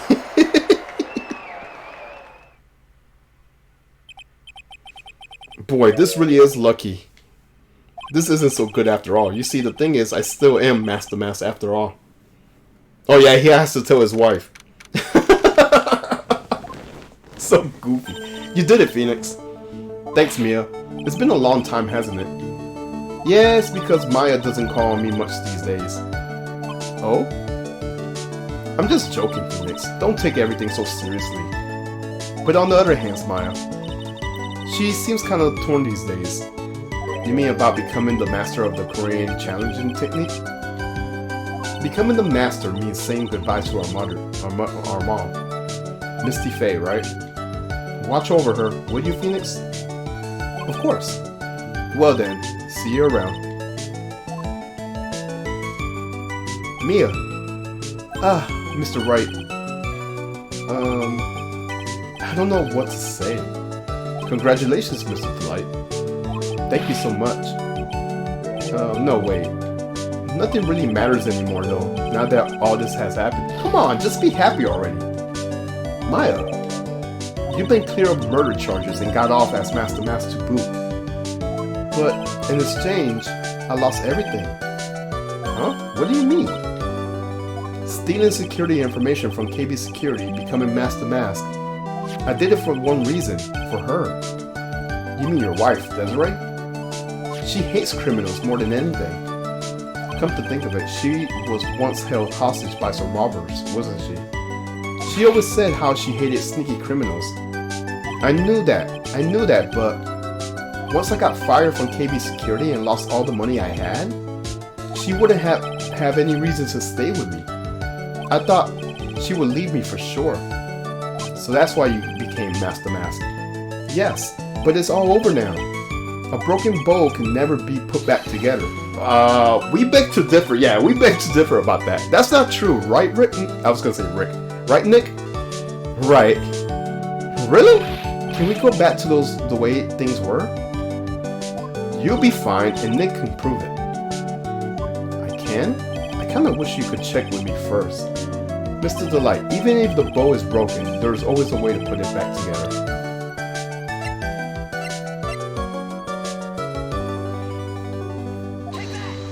The sacred urn. Desi was one who found this. Desiree, your wife? She always believed in you, Ron. That's why you'll be fine. You don't have to worry about anything. Ah, there you are. Miss Delight. You did it, Ronnie. You're innocent. I'm so happy. Thank you. I appreciate that. But, I suppose you don't want anything more to do with me, do you? Ronnie, why didn't you talk to me about what was going on? I had no idea you quit KB Security. I never imagined that you were really Master Mask either. Mr. Light, what are you gonna do now that you know? You're not gonna really leave him, are you? Come on, it's obvious, isn't it? How can I ever let a wonderful man like him get away? After all, my bike's really fast. So fast that there's no way he's gonna get away. But didn't you say that you hated criminals? Oh, I only hate people who act so cowardly and sneaky. Like that detective. I see. My Ronnie went and declared his crime before he committed them, like a man. I just love a man who's so chivalrous. Chivalrous? I knew I was right about you. Every day I spend with you is filled with thrills and excitements. Desiree, you really do love Ron, don't you? Nicky boy. Yes? I'm really glad I asked you to defend Ronnie. Thank you so much. I'll never forget what you've done for us. Oh well, take care of yourself. You too, Nicky boy. I could feel my face going red. Mr. Nick! Mr. Maya! Congratulations! Talk about bad timing. Oh, she's not she's not gonna like this.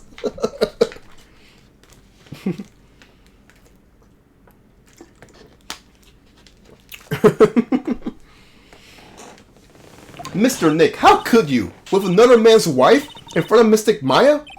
No, you got it all wrong. I'll never forgive you. Never, ever.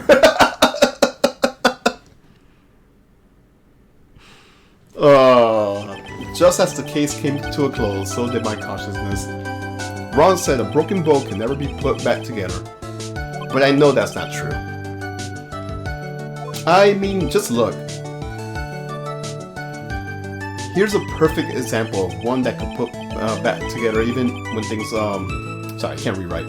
Here's a perfect example of one that was put back together even before than before. Alright. The end. Episode 2, the end. I think we got 2 more episodes. The Stolen Turnabout. Oh, I remember this one! I know this case.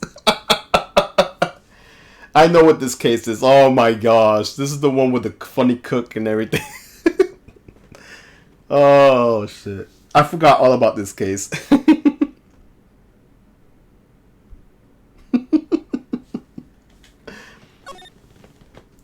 Technically it's still early, so I could keep going. It's a good thing I streamed early today.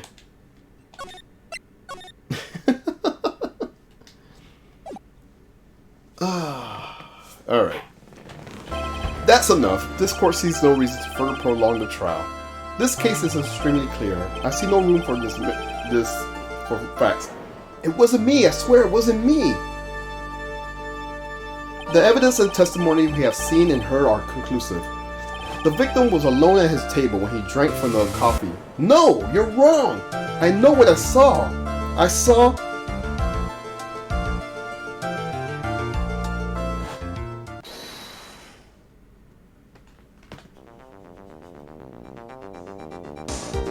I saw someone else there. A man. He's the real killer.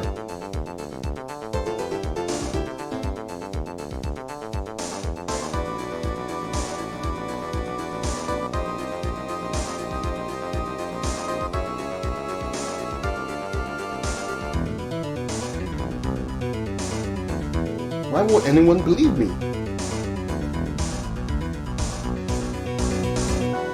Well, I'd say that pretty much wraps up this case, wouldn't you? Mr. Wright? This court finds the defendant guilty. The court is adjourned.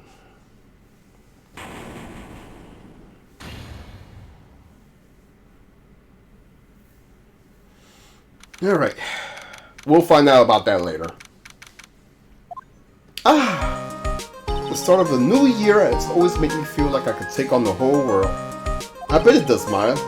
So I decided that our resolution should be take on the world. What do you think? Sure, whatever, Maya. But I think maybe you should... You know what? I want to look up what that means. What does that word even... How do you pronounce that word? It's going to bug me. 1 second.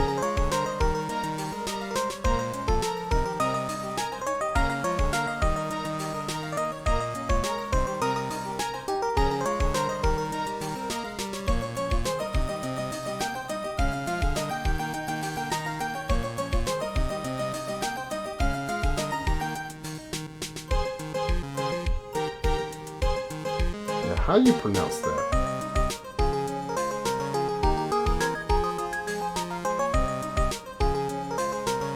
Zuvardi. Okay, so that's how you say it, with rolling R's. I can't even roll R's. Zuvardi. I can't even say that word. Zuvardi.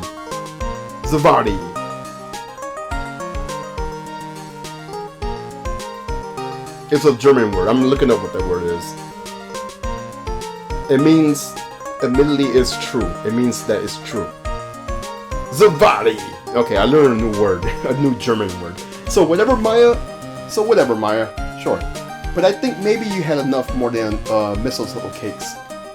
Never. You got to eat a lot of cake during New Year's. It's practically a tradition. Like watching the fireworks on TV or playing a board game. Hey, pal. Gumshoe. Happy New Year. Likewise. Now listen up, right? I wanna... Here's to another fruitful year of lawyer-police cooperation. Yeah, me too. Alright, pal. You got some explaining to do. Have you got a holiday present for me, detective? What? Well, here, have this. It's, really nothing much, but... Yay, thanks! Look, pal, we need a talk. Take a seat. Hey, what about Pearlie? You haven't forgot about her, right? No, yes, no. Are you doing this on purpose? Guess I'm busted. How did you like my first practical joke of the year? Very funny, pal. Now, let's see how funny you think when I show you this. What is it? A magazine. Hey, I want to see. Deadly poisoning brings guilty verdict. Defense attorney Wright Trouts. Trouts? Let me see that.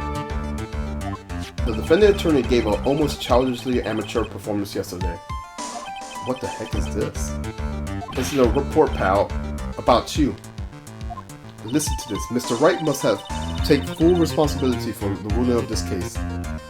Well, and don't tell me you just don't remember anything about it. But I don't remember anything about it. When was this issue anyways? December of last year, which I guess makes it last month. Which makes it old news, you mean? But I wasn't involved in poisoning case on December. I forgot all about this. So what do you think this is all about, Nick? If it wasn't you, pal, then that leaves only one possibility. No way. You don't mean... A phony Nick? Yeah. This must be Gumshoe's idea of a joke. I guess he's starting off the year with one too. So, what are you gonna do about it, pal? What do you mean? What am I gonna do about it? Well, it's your fault that the judge found the defendant guilty in that case. My fault? How do you figure that?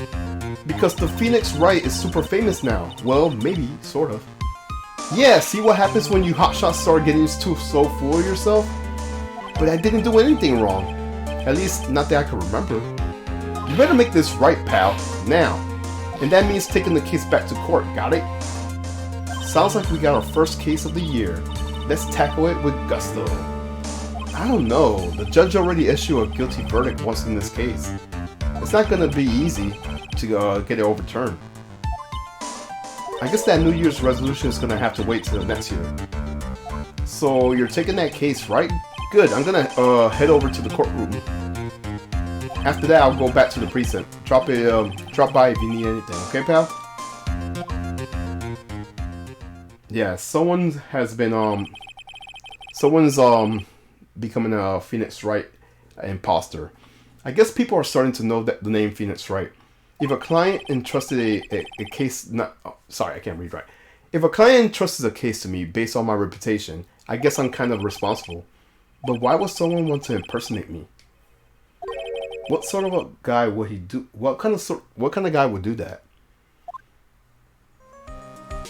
All right, I guess we could move around.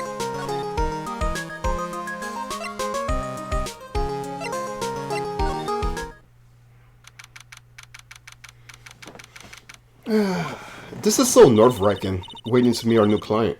I wonder what kind of person you tricked and got guilty. Keep it down, Maya. That kind of talk could ruin me. How could you, Mr. Wright? How could you do this to me?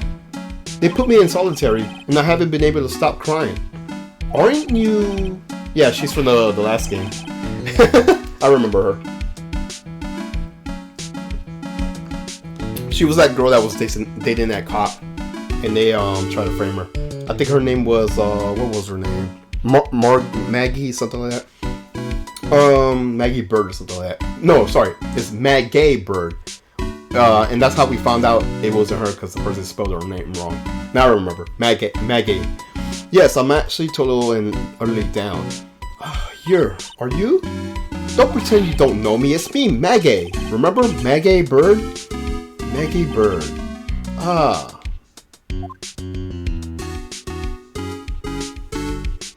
Maggie Bird. She's the policewoman that defended that one time.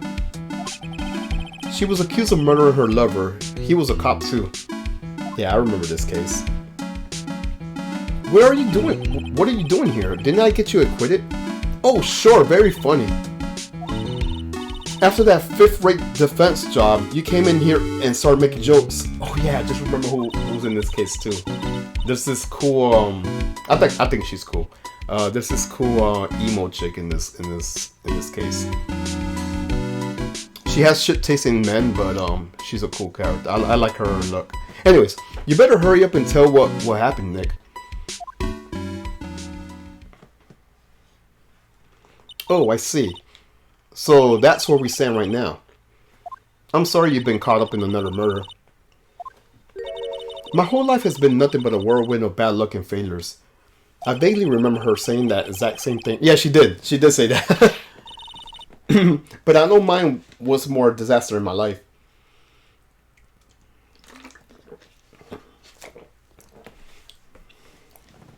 At least now the real Mr. Wright is here with me. I won't let the world keep me down, sir. Alright, let's talk to Maggie.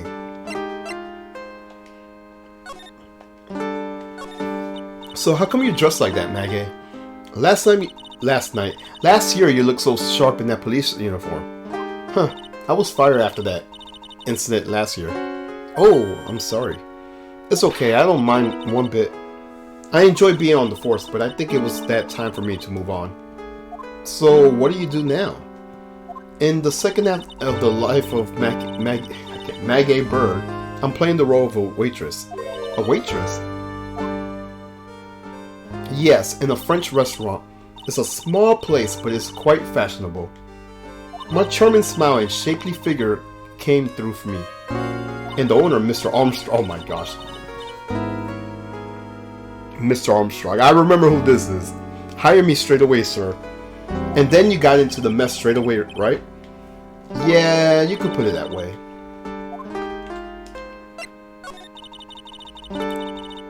The whole mess started in the third of last month, and it happened at Tribulations.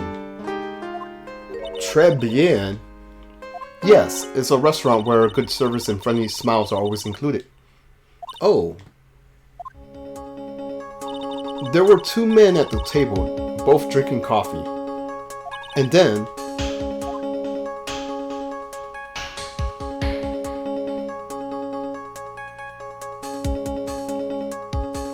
one of the men slipped some poison into the victim's cup. The victim just took one sip and it was gasping for air.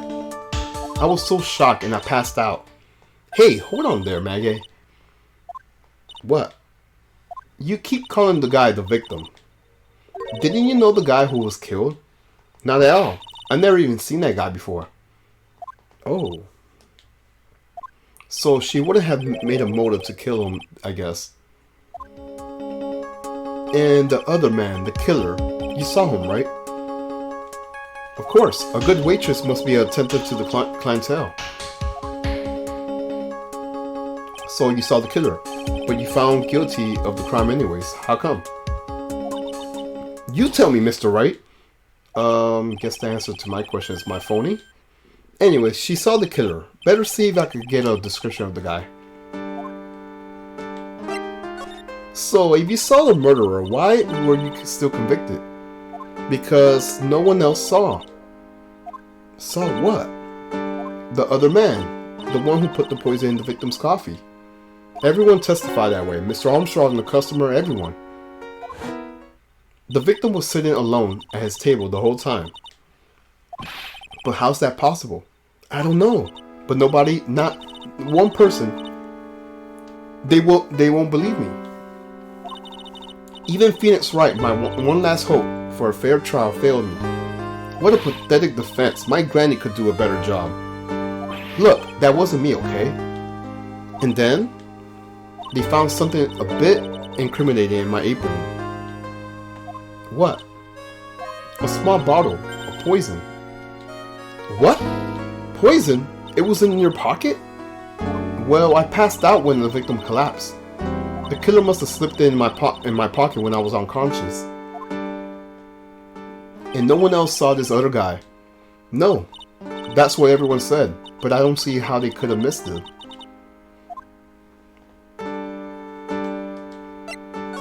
I saw I saw the one who took the coffee to the other two men. Oh? And what was your impression on them? Well, when I first saw them, I kind of thought they might be in the music industry. In music? How come? Well, one of them has some sort of earpiece and an emo musician look about him. And the other was a sample CD on the table, sir. Earpiece and a sample CD, huh? Did you get a good look at the CD at all? I had a band's name written on it. I think it was MC something. They must have been preparing for the debut, I guess. So it was a band CD, maybe a promo disc? Maybe it was a MC Screwdriver. Get serious, Maya. Would you buy the CD of a group named that?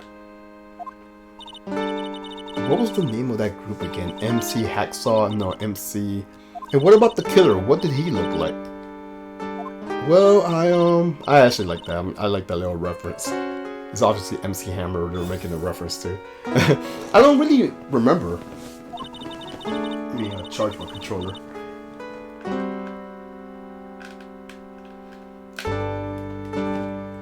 Okay, I guess we're done talking with her. Oh, actually, let's see if we can show her something. Oh yeah, I need to ask you about this. Hey, this article is about my case. Can you tell me anything about the guy who pretended to be me? Yes, sir. It was the morning after I'd been arrested. I met you in the visitor's room here. You were wearing one of your super sharp suits. Me? Yes, you, Mr. Wright. Hey, Maggie, was my evil double I am here too? No, I don't remember a phony you, Maya.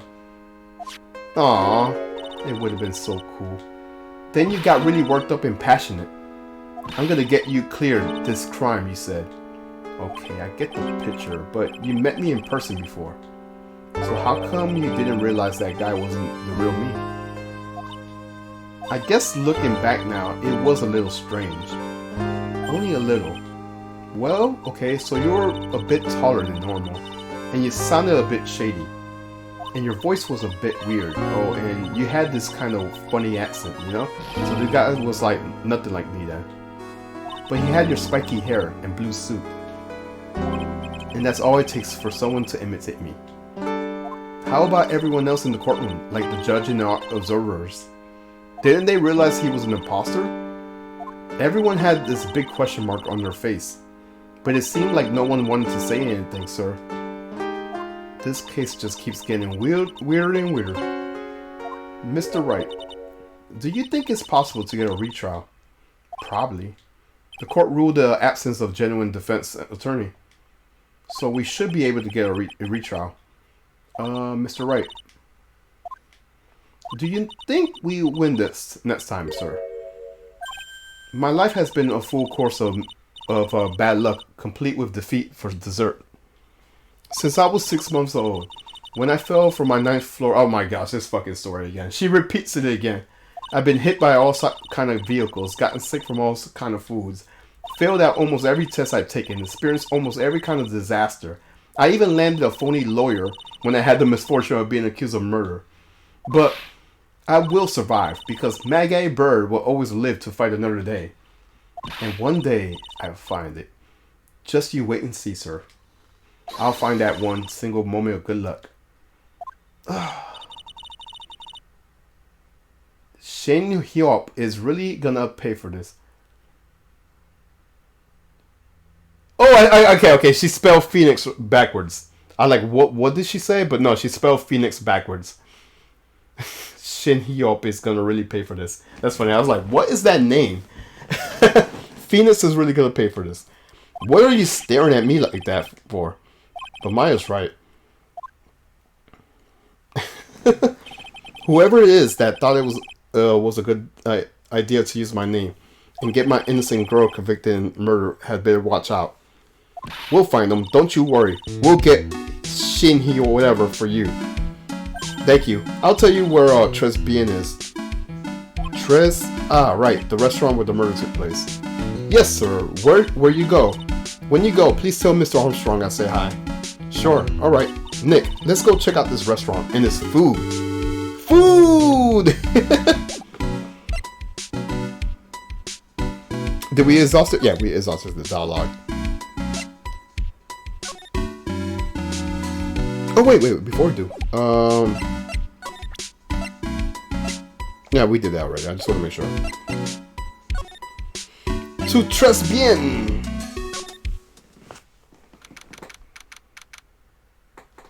Alright.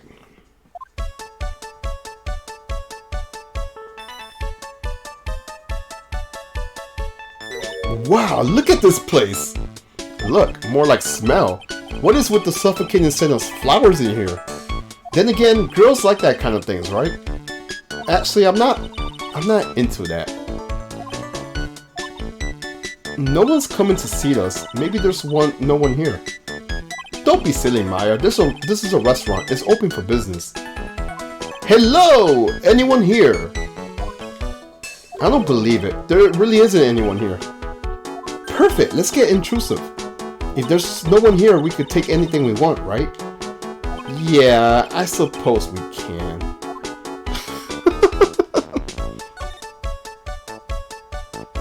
Let's see what's... Oh, they're sitting here. one sec.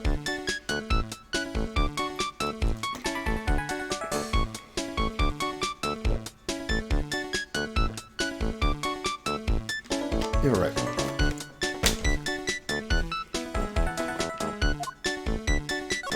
It's a rack full of old-fashioned magazines, and they're all in French. Why don't you try wearing something a bit more chic sometime, huh, Maya? Yeah, I guess I could. I'm always in my acolyte clothes, aren't I? It'll be fun to wear some normal clothes every now and then. There's something stuffed in behind that rack. Yeah, you mean that thing I was trying to click? Looks like a sports paper to me. Hey, look at this. Someone scribbled a little doodle on one of the pages. MC Bomber. And 1, 2, 3, 4, 5 zeros. $100,000. Maybe. I wonder what MC Bomber is supposed to be. This paper is from December 3rd. This paper is from that day of that poisoning. What? Okay, we got some evidence here. A paper from the day of the murder. This has to be a clue. I should see if I can find out more about this paper.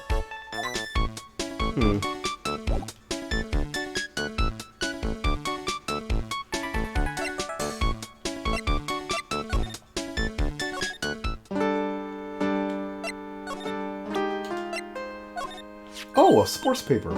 Let's see. Did Gutsman Braun manage to defend his heavyweight title? Sorry, Maggie. That paper is actually a month old. It's from the day of the murder. And Gutson got knocked out yesterday, I'm afraid. Oh, no. I found this paper in the magazine rack of Tribulations. Really? That's strange. Tribulations doesn't get newspaper. Mr. Armstrong said he's not really fond of them. Oh, I can't wait for you guys to see Mr. Armstrong. Then maybe one of the customers left it behind. Anyways, what I want you to do is take a look at the scribble here. Aha, that's it, sir. MC Bomber. That was the name of that was written on the CD. Just as I thought. I guess it wasn't MC Screwdriver after all, huh? So that $100,000 must be a down payment for the record deal, right? If someone gave me $100,000, I'll sing for sure. The Master of Korean, or the Spirit Song, or even Maya's theme. Okay, Maya. So if the sample CD was on the victim's table, that means this newspaper must have belonged to the victim. You're right. So the victim left this behind on the day of the murder. Huh. I think we better step up the investigation, don't you, Nick? Alright.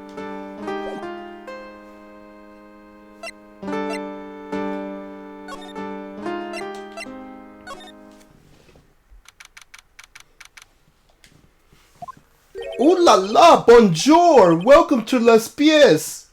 Oh, hello. What happened to Maya? She's frozen stiff. Bienvenue! Welcome to my petit restaurante! Huh? Beaver Avenue? Oh, none, my petit chudlip! Huh? Me? Look at his face, like the kitten rejected by his own mother. You are fatigued, no?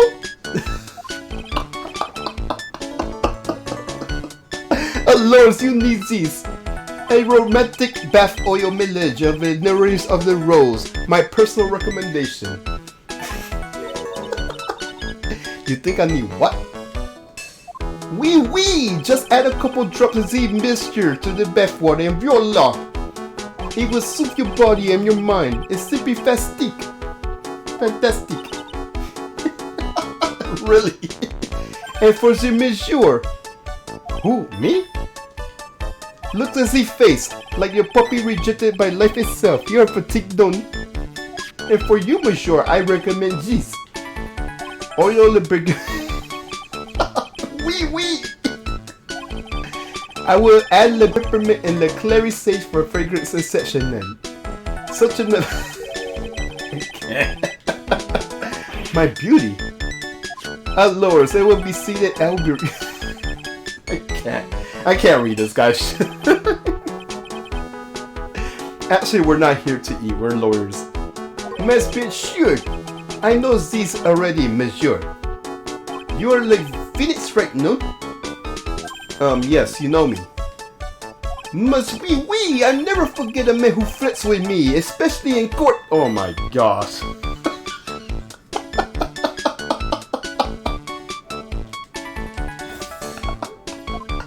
I guess he was cross-examined by the fake Phoenix. It looks like everyone to do with this case knows who I really am. Give me a second.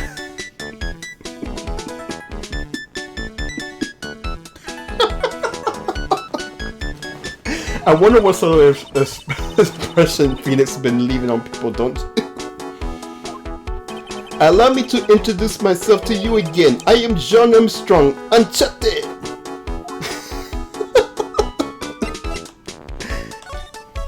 So what does tres bien mean? I know tres, that means 3, right? No. Tres bien is Francais. In English you will say very good. Oh, very good.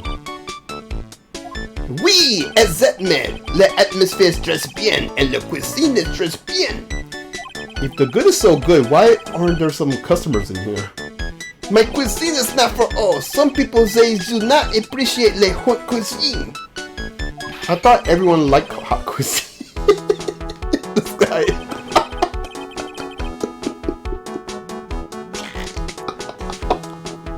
Since I've lost Maggie, I do not have enough ends. So you're running this place on your own now. Wee! Please don't eyeball me when you say that.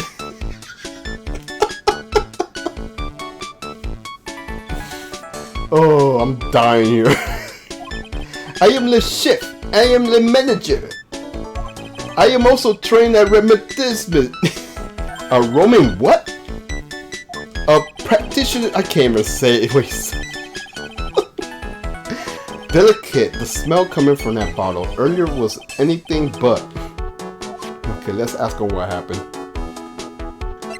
So, could you tell me about what you know about the incident? Bien! It makes me sad to remember it. Yet I remember it so well. Morzi mo from past since it been. Yeah, I guess it's been about a month since Maggie's sentence. So it was the 3rd of the last month, just after the afternoon. A man who was here for the coffee sounded ill because of the sorry. I just can't read his dialogue normally. I have to be in character. Because of the poison in the coffee, right?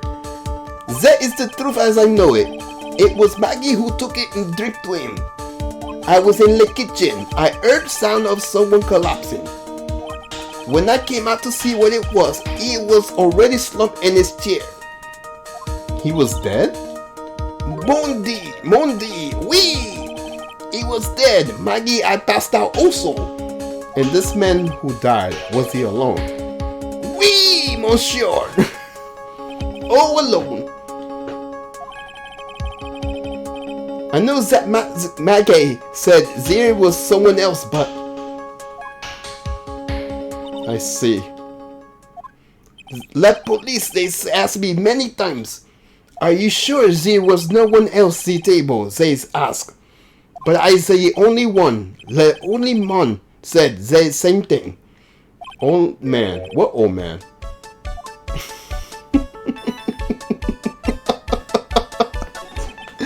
So who's this old man that you mentioned? At the time of this murder, there was another customer in here. What? Someone else saw it? Masqui, as always, he came that day. At the time of the murder, he was here, he saw it too. But he said the same thing, that here was no one else at the victim table. But Maggie swears there was 2 people. Madismore, the lawyer could not prove these, no? About the lawyer, that was me, I suppose. Must be you! Wow, he's the first person who said it wasn't me. Don't kid yourself, Nick. Now, who's the one making stuff up?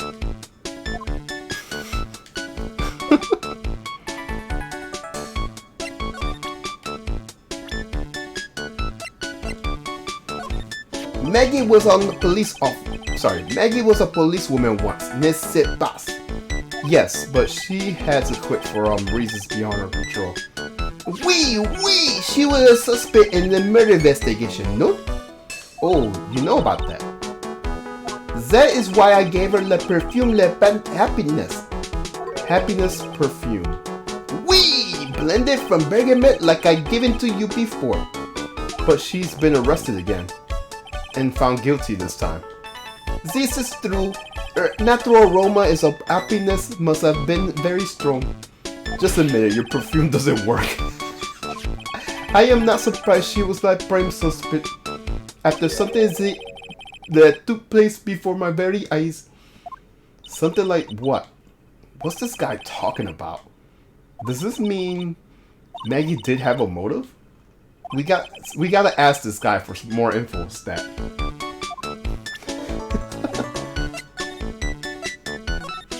When Maggie took the coffee over to the victim, did anything happen? Wee! I suppose you could say so. So what happened? No, it was nothing. Look, Maggie says she didn't even know the guy, but she's still been indicted for murder. The prosecution must have been coming up with some kind of motive. Oui, it is true. If there was anything at all between Maggie and the victim, it would have been relevant. So please, tell us anything you know. Oh, of course.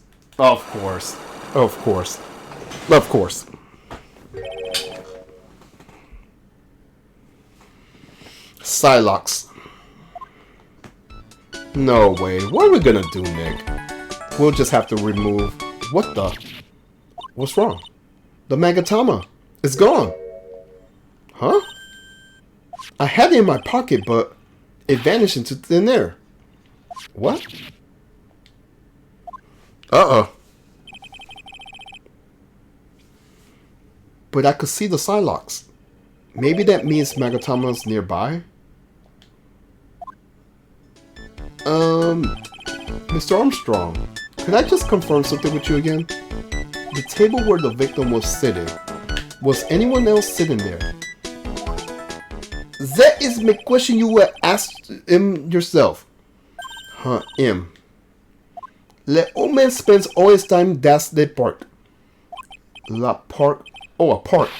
What park's that? Behind the restaurant, it is called Vitamin Square. Oh, thank you. Je vous sais puis, my dear. Let's go check out this Vitamin Square right now, Nick. My gosh, this is so goofy.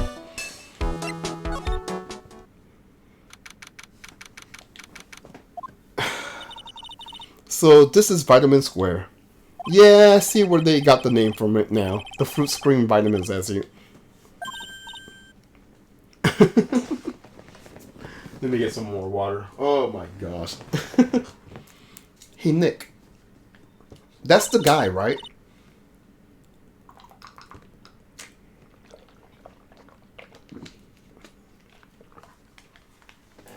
Isn't that the old man Mr. Armstrong was talking about? The grouchy looking grandpa? He's throwing seeds at the pigeons. Maya, he's not throwing seeds for them. He's throwing seeds at them.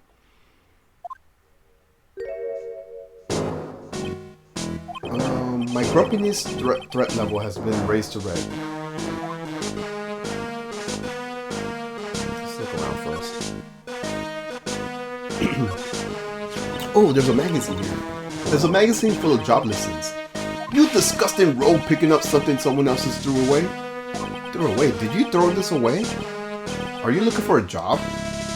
Ah, that's none of your business.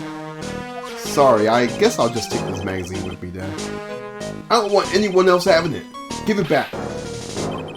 Too bad. Not that you want it bad. I just don't want to give it up.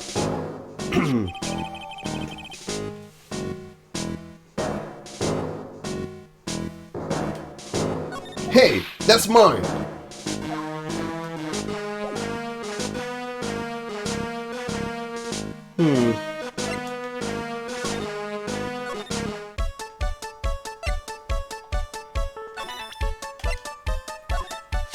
Mademoiselle.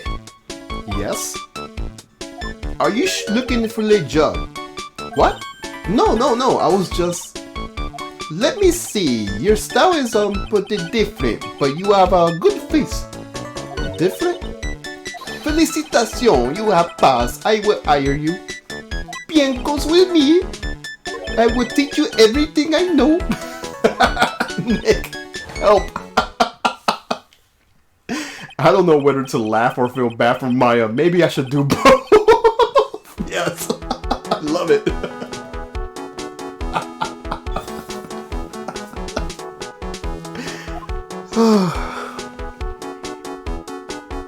Oh my gosh.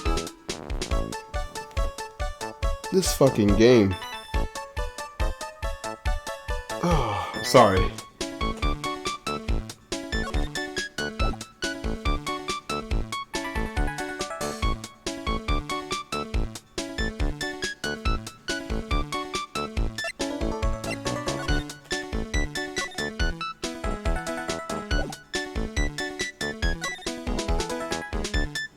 It's supposed to be disabled with the poisoning occur.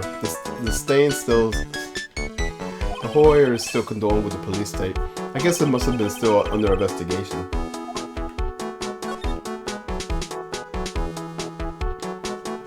It's really tight behind the cash register. Can Mr. Armstrong even get in there? And if he got in, could he get out? There's a bunch of little trinkets on the shelf by the door. I bet Mr. Armstrong collected all these personally.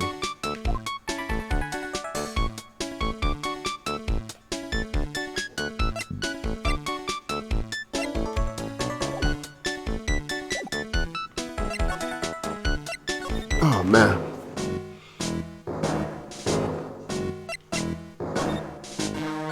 Excuse me. Would you mind if I had a word with you?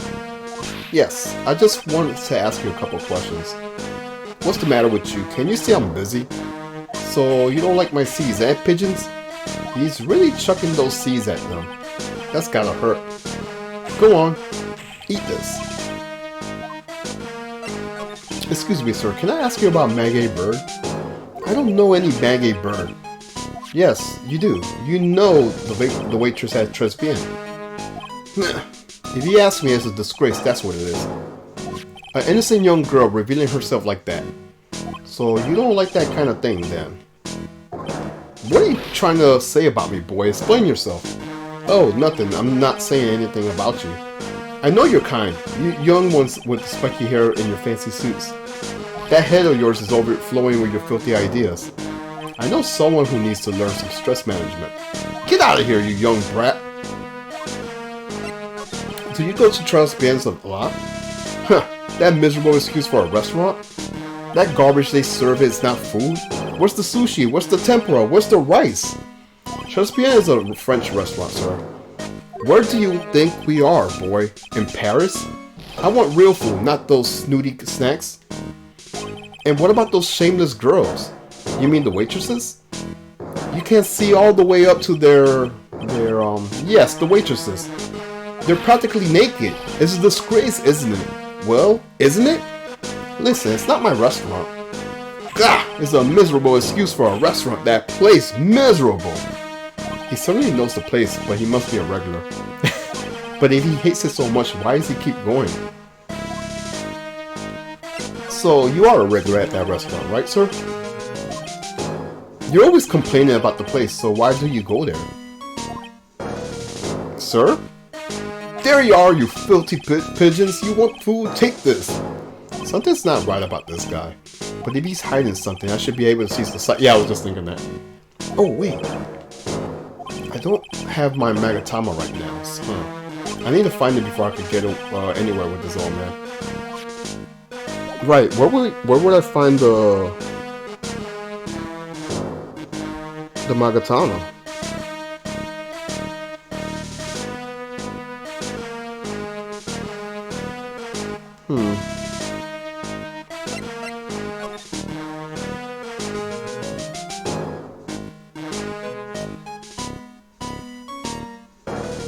I don't think we could do anything here.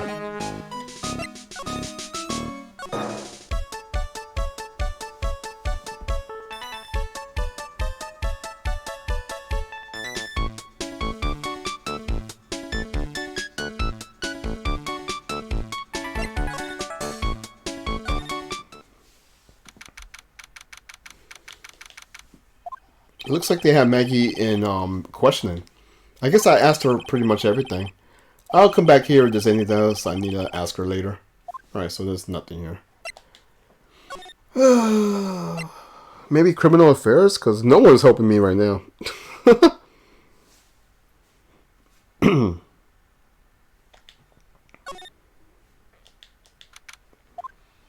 Well, pal, have you found the evidence yet? The ones that's gonna find her innocent? No, not yet. We're only just started the investigation. Well, whatever you need to do, I'll give you some dirt on it. I'm putting off my other cases for now, pal. Gumshoe's really fired up about this. Oh yeah, one more thing. The retrial has been approved. Court sitting at 10 a.m. tomorrow. And Garlet's gonna be there. Him. Now, listen up, pal. If Maggie found guilty again, yes, I'll make sure you get locked up good for it. Got it? I guess so.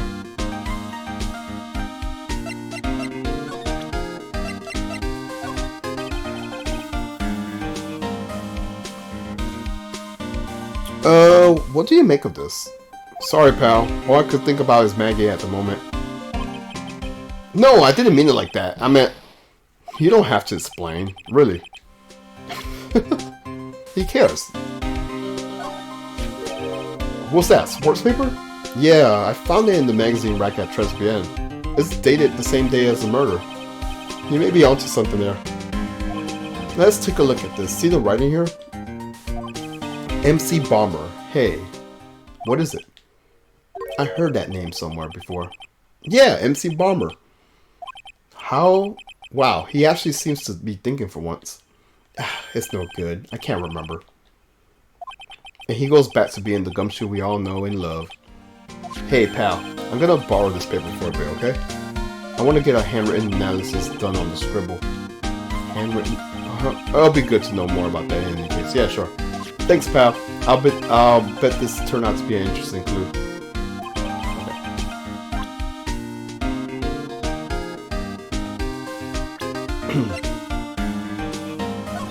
The chef of Tribulations, huh? You know that chef said to me, "Ooh la la, your body is full of toxins." And then he gave me this bottle.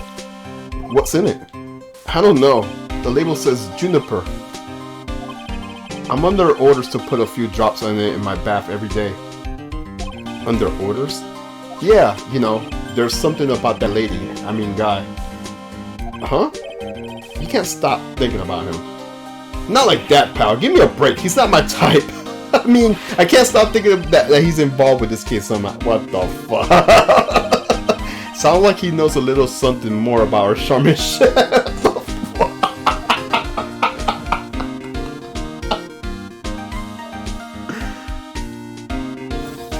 Oh my gosh.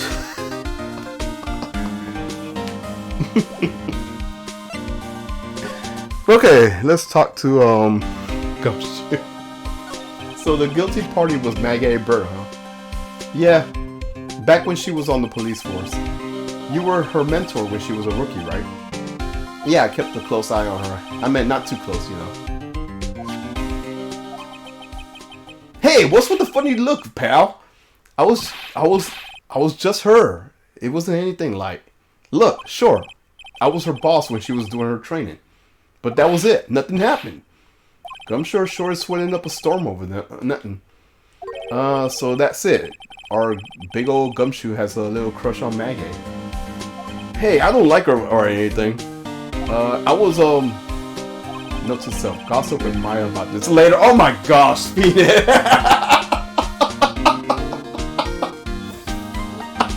Look, pal, don't tell anyone, okay? You gotta keep it a secret, got it? Sure. I'm so gonna tell Maya. So, and you wouldn't mind not guessing what I'm thinking at the time, all the time. Hey, tell your face, pal. Hey, tell your face, pal, not me. You have to be blind not to see what's on your mind.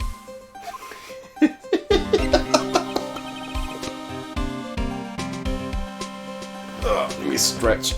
So I was wondering, could you fill me in on the victim?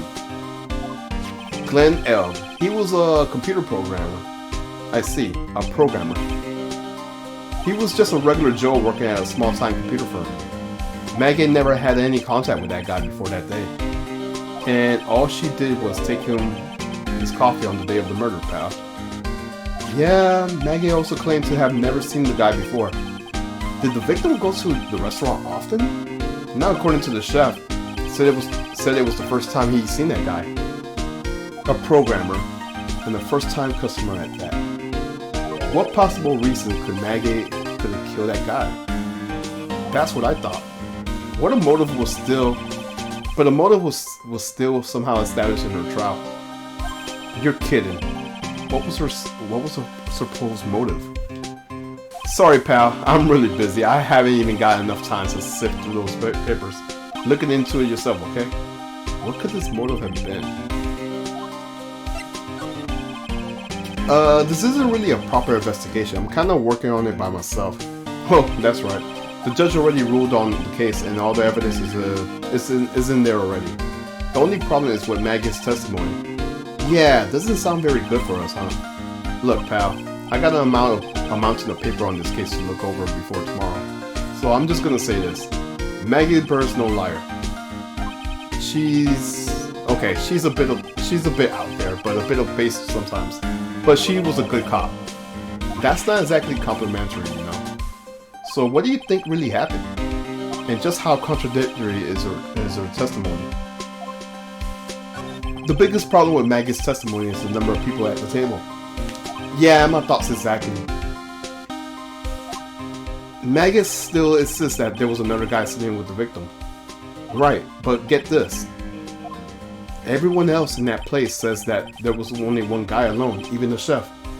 And then there's that CD. Oh yeah, she did mention something about a CD.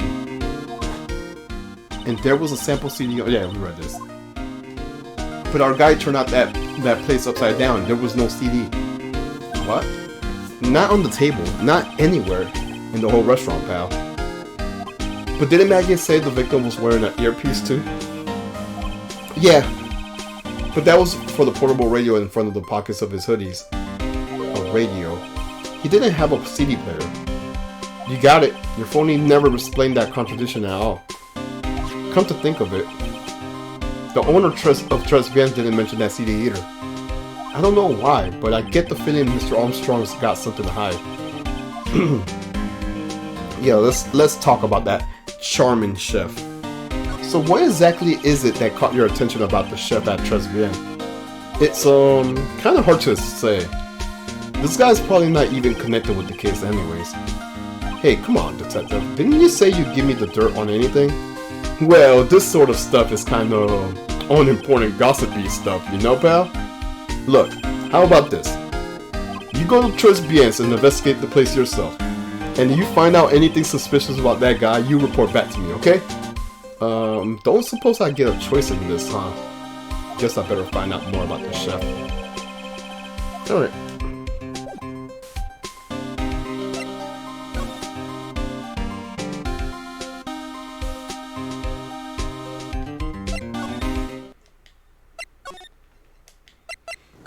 Get some more water. The scent of flower sure is strong. It's almost making me dizzy.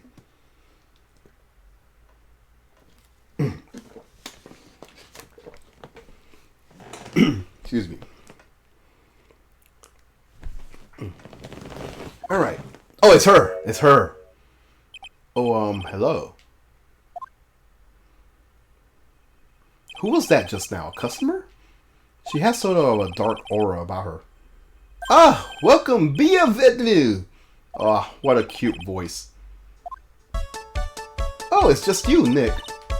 Maya. Well, how do I look? Maybe you should quit being a spirit medium. Maybe, but it's kind of boring being a waitress. I mean, you're my first ever customer. Then who was that woman I just saw? Oh, since you're here, you might as well have something to eat. I'm kind of hungry, actually. Did we talk to Maya? We should spread the little gossip with her anyways. So, how do you like your new job, Maya? I never knew there was so much for a waitress to do. Take people's orders, bring them their food, make coffee, work for the cash register. Of course, we need a customer before I could do any of that. Yeah, it's a nice looking restaurant. It's a shame more people don't come. Don't forget about that ultra cute waitress. Check out my give me a tip smile. Oh my gosh. Hey, Nick, why don't you order something? The chef's preparing a tasty lunch set at the moment, or so he says. How much is it? It's the 20 set, so it's $20 of course. The 20 set, I believe. I'll be taking a pass on that. It's kind of expensive. What? But you can't. Come on, Nick. It's not every day I get to be a waitress. I want to try carrying plates and work on the cash register. How about cleaning out the toilets? That should keep you busy. Yeah, right. Maybe later. About the lunch. Oh, a fine choice, sir. No, a lunch special, please. With all the extras, drink, sides, desserts, and gift. I don't need all that. Just a moment, please, sir. Maya's really getting into this. So how much is this lunch then? $20, huh? But with the drink side, salad, and dessert, it's $45. Hey, wait a second, Maya. Sorry to keep you waiting. Here you are, our deluxe fortified lunch set. Whoa. A dish inspired by lobsters, abalone fricasse with basilic vinaigrette. Bon appetit! Thanks. Come on, Nick. Hurry up and try it already. Lobster, huh? Alright. Down the hatch it goes. Well, are you hungry, Maya? I'm starving. Here, it's yours. Really? Remember, Maya, my wallet doesn't print money, so you better polish off that plate. I just remember. I gotta clean the toilets. Hey! You can't be in that much of a hurry to clean that toilet. Despite how unbelievable bad it is. So I guess it's bad. Oh my gosh. How does that guy manage to make good food taste so bad? Hey, Nick. You want to take a peek of the kitchen? The kitchen, huh? Not a bad idea. Let's talk about it first. So what was it again Maggie said again? In the kitchen you'll get to see all the chef's greatest secrets. In the kitchen. That sounds tasty. Hey, wait up, Maya. What is it? I'm pretty busy right now. Weren't you gonna show me around? There goes my plan to mix.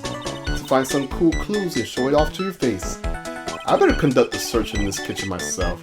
Alright, I think we exhausted her dialogue. Let's go to the kitchen.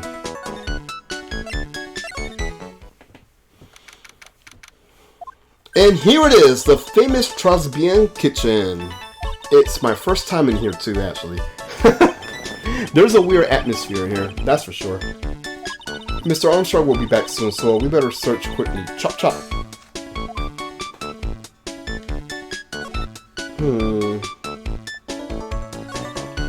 Now I know I'm in a French restaurant. I've never heard of most seasonings. Hey Nick, this container has oyster sauce. What's that? Isn't that used in Chinese food? Ah, look. Right there on the counter. Oh, the Magatama! What's it doing here? What indeed?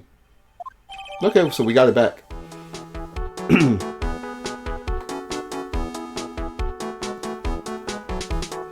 Okay, what else do we have here? Now I know I'm in a French restaurant. I've never heard of some of these seasonings. Hey Nick, that container has oysters. We read this already. And look at those knives. They look really sharp. I like to see one of those slices through the cheesecake. A cheesecake? You don't exactly need a sharp knife for that.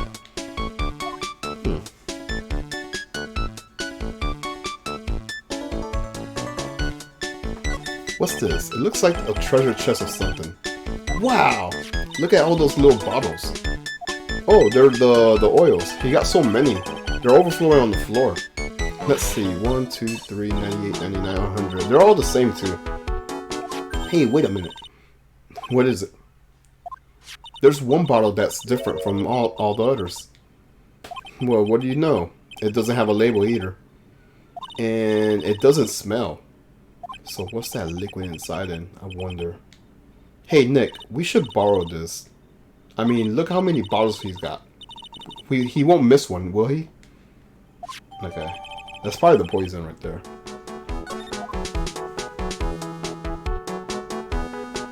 Okay. Now, this is one large mirror. I bet this is where he makes himself look pretty. There's a book on the dresser. Not exactly a prized material, is it? It looks like a collection of poems he's written. Poems? Cool. Read one out loud. It says, and say it with your best French accent with intensity, okay? Okay, here's one. It's called Printemps. The two of them, like actors from a film. The coffee still on drunk. Sweet nothings over too soon. On that and that Sunday morning, the foolish cocktail so delicious. Take the last sip of your tea, and I know I will do. I must lie to you. I must. The fuck does that mean? Huh? That's it? Yep, that's a point for you. Alright, let me go bug Gumshoes.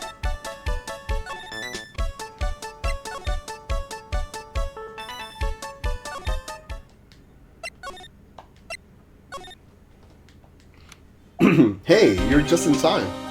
What is it, Gumshoe? The lab just got to me about the newspaper he gave me. He must mean the memo scribble. So what did they say? Did the analysis turn up anything? They said the doodle was written by the victim, Gleg Egg. No doubt about it. I expected as much. The victim took the paper with him to the restaurant on the day of the murder. That's our best interpretations of the facts of the moment. Okay. MC Bomber. I get the feeling I heard that name before. Oh, well, I guess it'll come back to me. Don't forget to report back to me whenever you find the restaurant, okay, pal? Since we did already... Yeah. So I get the feeling there's something else I need to show him. What do we have to show him? Oh, right. Let's see.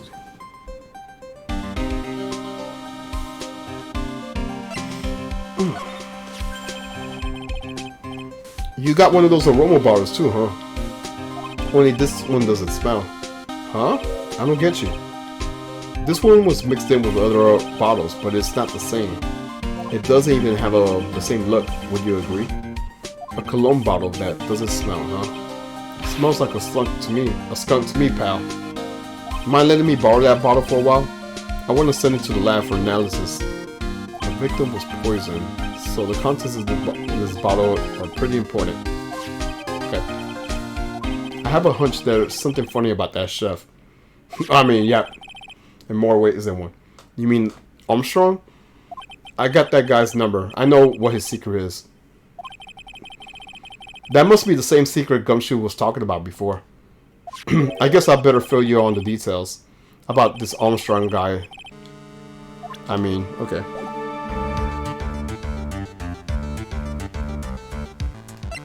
So what's his secret? So what's Mr. Armstrong's secret? You ever had lunch at Charles Brand, pal? Unfortunately. So how was it? To put it nicely, it was inedible. Hey, don't worry about being nice around me, pal. You and I both know the reason that place is so empty because of the food. I mean, the place is clean. He's got a girl like Maggie as a waitress, so...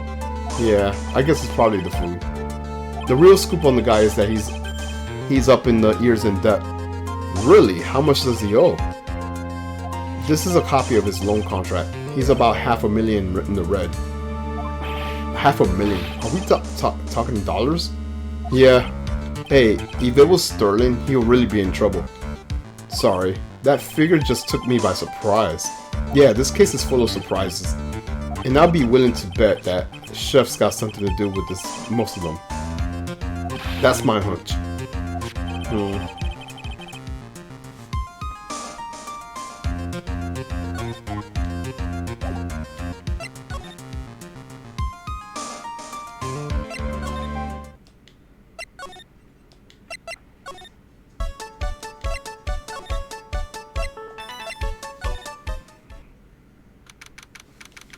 The old guy's not here anymore. Drat, and I still have some unanswered questions for him. A scooter, huh? Who would leave it right here in the middle of the park like this? The wheel guard and the light are busted. I guess it must have been an accident.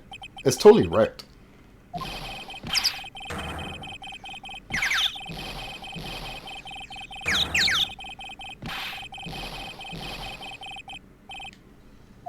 Hey! What do you think you're doing with my bikes? Oh no, it's Kiryu.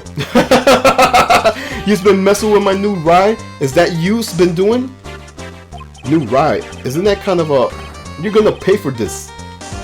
It wasn't me. I was just passing by. Hey, then who's the one covering the sandal and the crap, huh? He's gonna pay or you're gonna catch my drift? No, wait a second. I'm not a pigeon, so I couldn't have done it. A wise guy, eh? I had to beat you so hard I'll feel you were smooching on that express train. You's better watch your back. This ain't over. I'm gonna round up a group of lawyers and then you's gonna pay. Actually, I am a lawyer myself. What's you say? I'm Phoenix Wright, attorney at law. Phoenix Wright. You saying you's Phoenix Wright? Yeah, I am. So you's a wise guy too, huh? Cause I'm Phoenix Wright. The one and only. What? Out of my way, I gotta cruise. He's gone. Surely that guy wasn't my phony, was he? Yes. He wasn't anything like me. Guess I better make a note to that scooter. Pathetic. Oh, it's you. A few threats from a little brat like that. And you look like a pigeon that's got seed in his eye. Have you been here the whole time then? I was in that strawberry. I had some thinking to do. More like you had some cowering to do. Okay, let me talk to him. Are you a regular at that restaurant, sir? It's just that if you dislike it so much... Oh yeah, we did this quick. Right. We could do the Magatama. Okay.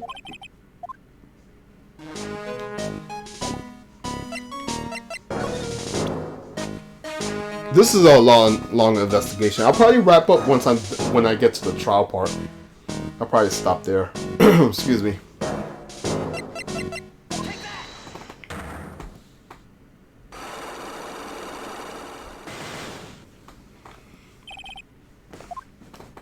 Alright, it's time you told me the truth. Why are you a regular at a restaurant that you dislike so much? Isn't it obvious? People only have reasons to go to restaurants. To eat. Is that the whole truth? What do you mean? I don't think you go there for the food. You insolent brat, how dare you accuse me? What proof have you got? I could tell that you're not anyone else in the world will go there for the food. Yeah, because that food stinks.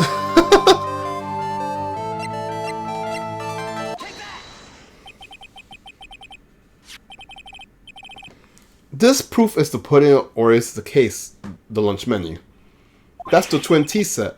The food at Trilogy is terrible and it's expensive. You're wrong. It's cheap.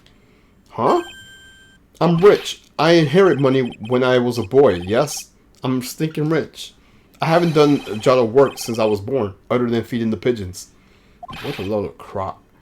The taste's another story, but that price is nothing to me. So you're saying that you go there because you got the money to burn. Exactly. I have so much cash, I go swimming for my money vault every day. Unfortunately, that's a lie. What? You don't have money to burn. You flat broke. Yes, because he was looking for this. This is yours, right? My magazine. Why would a rich retiree be looking for money? I'm looking for a job. I was... So what? So I was looking for a job. I'm buying a lot of moments. I need spending time, money. Oh. I don't go to that restaurant for food. I just go there for cappuccinos. Yeah, I think you mean a cappuccino. Anyways, How much does a cappuccino cost there? $8. Those have better be some golden beans. What's your problem? You think a poor man would be better off drinking dishwater? Do you? Is that it? No, I was thinking that, I was wondering if the coffee there is really that great. No, it's not. But anyways, yes, that place was free newspapers to read any day. Newspapers. Exactly. They don't want me hanging around at home, so I go there. I'm sorry, sir. But there are no free papers to read at Tribulations. This is true.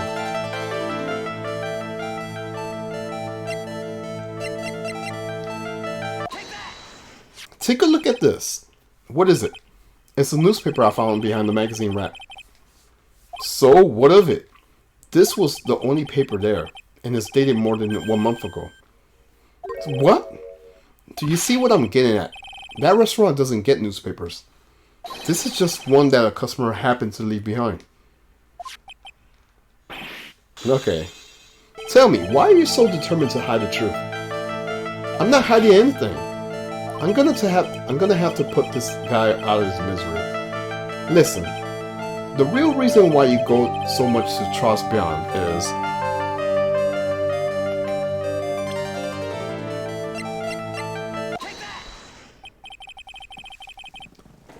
what are you asking me about the girl for? She was the waitress at Tribulations. Therefore, the answer to the mystery of why an old man would drink expensive coffee at a terrible restaurant is the waitress. But I don't recognize that face, and you are probably telling the truth here, because you weren't looking at the girl's face, but at her outfit. Ah! That's the truth, isn't it? You became a regular at the restaurant because of the waitress uniform. That uniform is all you think about, isn't it? I can't take it. To you, that waitress was your... Enough, please! No more! Stop saying that word. Stop. Waitress, stop it. Stop it.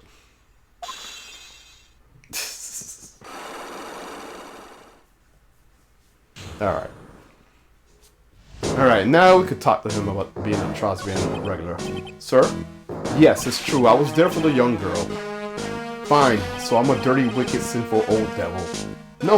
I didn't mean it like that. I even get one of those lousy cup of Jappuccinos every time for $8. All because that serving girl punished me, locked me up. Really, that's not what I'm here for. You'll be the same another 20 years and you'll understand what it's like. You'll know how painful it is to be an old man like me. No, really, listen, sir. Stop calling me that. I have a name, you know, boy. So, show you some respects to Victor Kudu. Sorry, Mr. Kudu. You young ones think you know it all, don't you? Well, I'm not saying another word. I won't tell you anything more. This guy was in the restaurant at the time of the incident, which means I have to hear his testimony one way or another. I don't believe this is even... I didn't even break his silence and everything. I guess I have to try it again when he's in a better mood. Okay.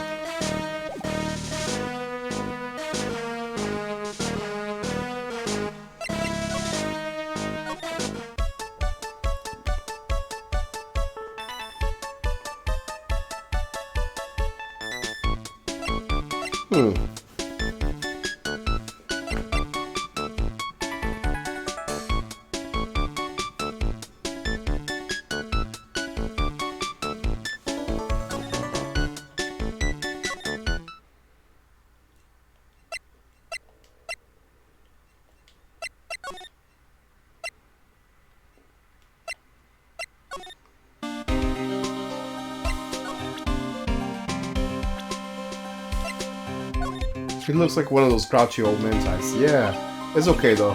I don't mind guys like that. But if he's involved with this case somehow, that's a different story. Sure.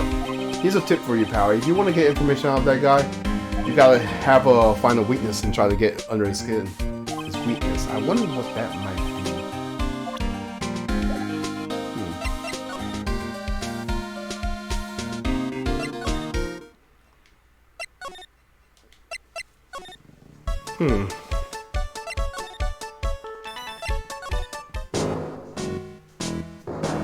I guess I have to Okay, wait, I did exhaust this dialogue. I'm just gonna exhaust this dialogue.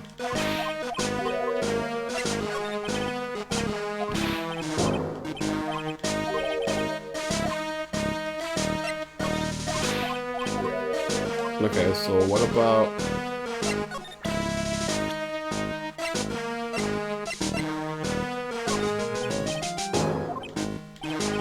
Sir? Here you go, boy. This wasn't exactly what I was hoping to get out of this guy. Okay, so what am I doing wrong?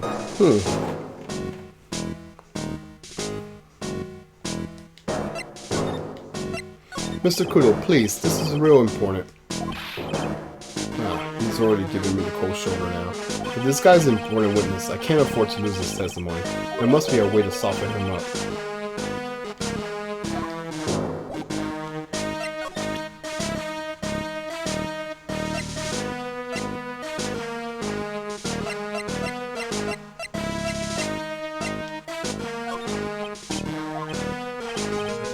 Nah, he doesn't want to talk. Nah, that's not working. Damn, what am I doing wrong?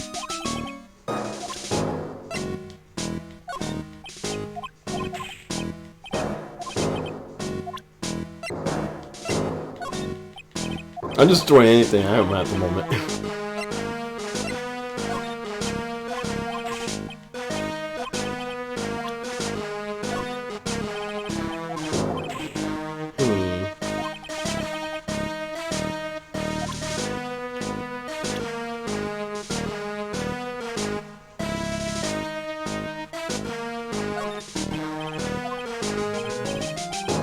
No, that's not working.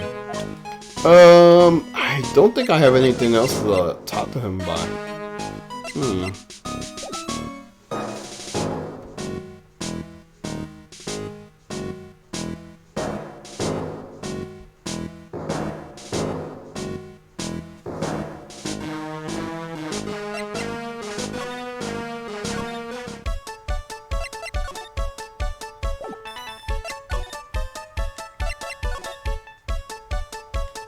I gotta be missing something.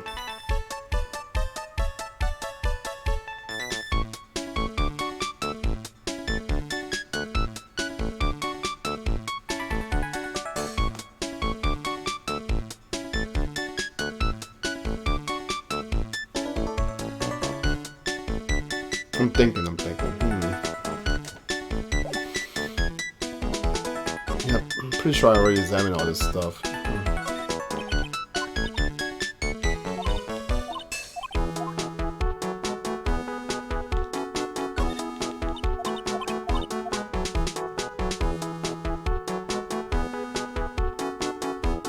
Yeah, pretty much checked everything in here.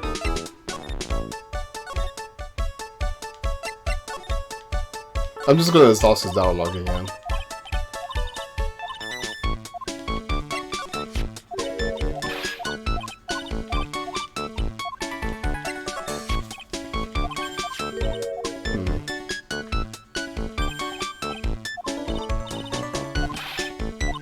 Yeah, I did this dialogue already. What am I doing wrong?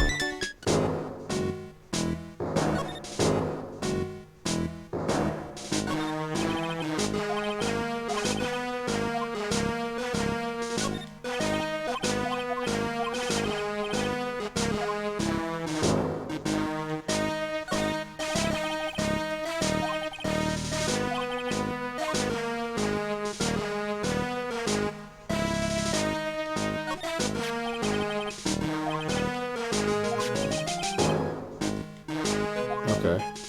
I guess give it back to him?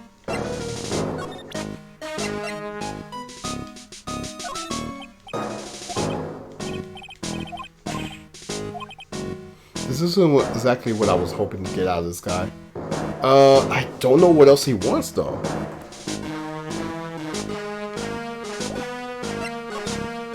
And I exhausted his dialogue.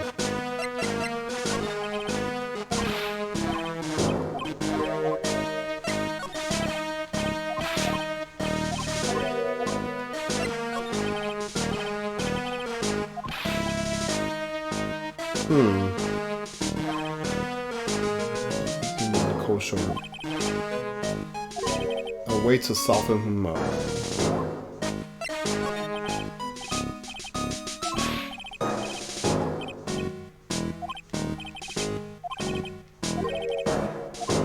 Yeah, I don't know what else to give him. Like, and I already tried the Magatama.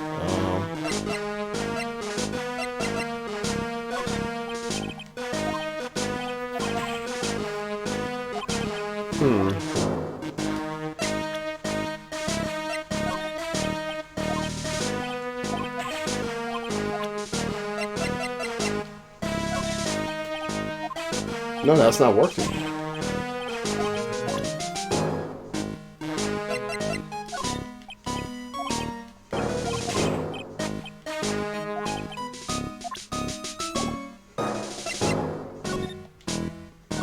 I am lost.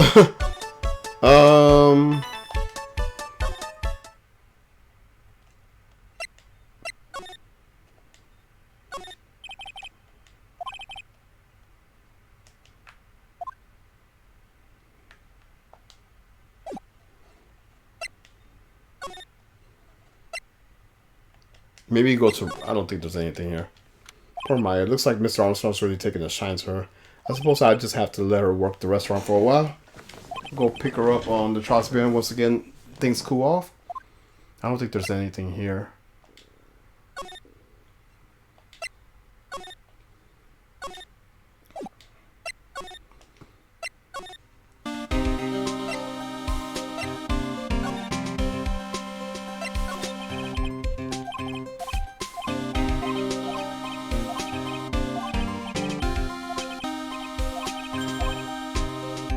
I read this one. I'm stuck.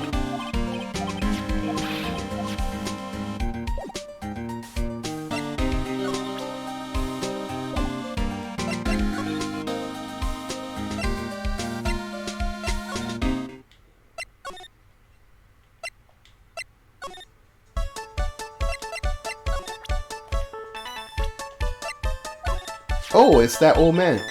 Is he still feeding pigeons? Yeah, he's fed me as well. I got a bunch of those seeds in my eyes. Oh, ouch. Hey, Maya, would you mind coming with me for a while? Huh? Me? Why? There's something I really want to ask that old man. Sure, okay. I'll just get changed. No, hang on. Can you go like that? Okay, so I guess I was supposed to do that.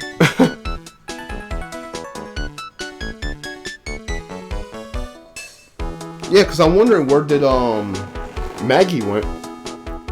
I guess. Okay, so I had to talk to Maya. Okay.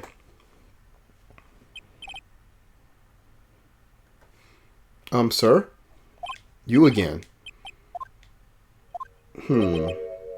Well, I see. Nick, his eyes are burning into me. It's okay, I think it's going well. Huh? You're still just a little child. Run along and play on the slide, alright? Play on the slide? We were so close. Just a little more and he would have spilled. How can we crack this guy? Excuse me, please, sir?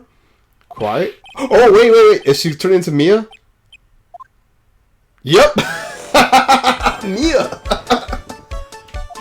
Well, if you don't mind, sir, I'd really love to talk with you. Yes. Of course. Certainly. I'm Victor Kudo. Even from beyond the grave. Wow. Okay, now he could talk with us. God damn it. He was annoying. Oh my gosh.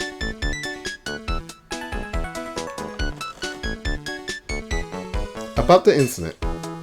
You mean the man who died after drinking the Javicino? It's like he's different now. It was quite a shock, even for me. He even had a strange looking boy. The girl took the Javicino over to him, you see. And? Was the customer alone? Definitely. He was the only person at the table. Then he took one sip of the Javicino and he said something like, "Oh!" and then collapsed, dead. Oh, how terrifying. You're so good at listening, aren't you? I'll tell you anything. Whatever you want to know. He certainly seems to be telling the truth now. But it looks like Mr. Kudo didn't see this other man either.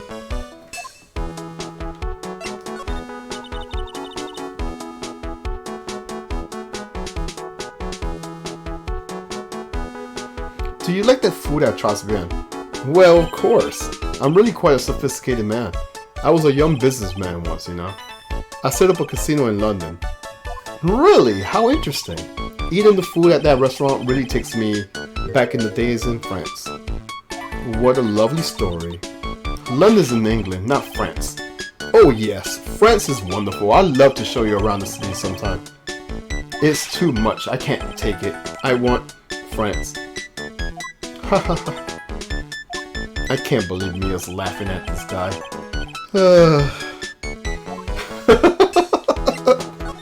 You visit Trilogy a lot, don't you? Of course. I mean, yes. I like to come and see you there. Really? Oh, you flatter me so. The owner would be delighted to welcome you, I'm sure. Be careful of that chef, my dear. The chef? You mean Mr. Armstrong? That's right. That man's an ex-con. He's an ex-con. Oh, that's new right there.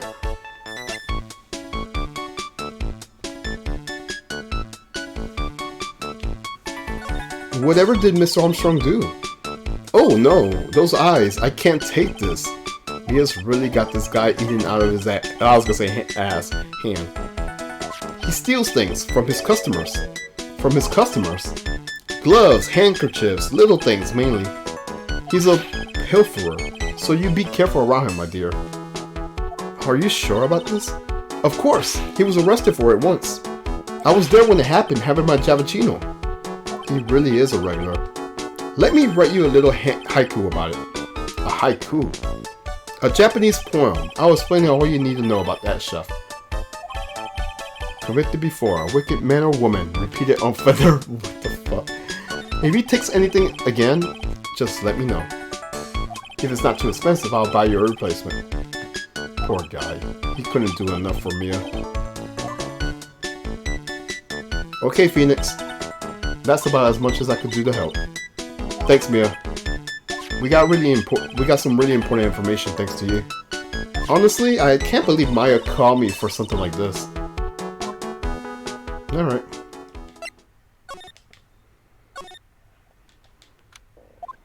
I guess it's about time to wrap up today's investigation. Had enough of being the waitress? Yeah, plus no one came to the restaurant. Ooh la la, Mademoiselle Maya, no. How can you leave me like this? I'm sorry. That reminds me. Mr. Armstrong had a side lock of 3, didn't he? I'm gonna have to break those.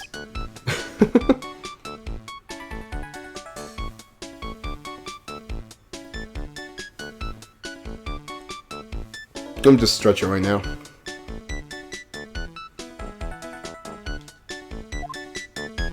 Mr. Armstrong, I hope you won't mind, but I'd like to have another word with you. I'm gonna have to save here. Multiple saves to be exact. Because I think you could get some multiple achievements here.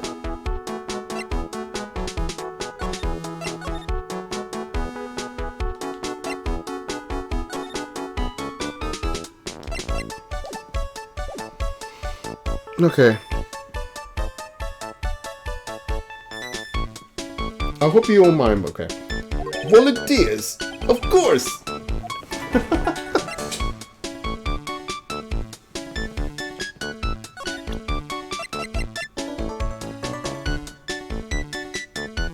Alright, let's give him the Magatama.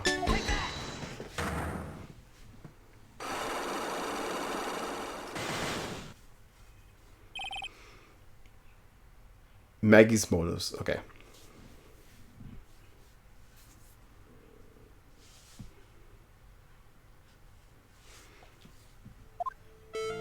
What is happening? I do not like this horrible feeling. I have to know the truth. What's happened that day?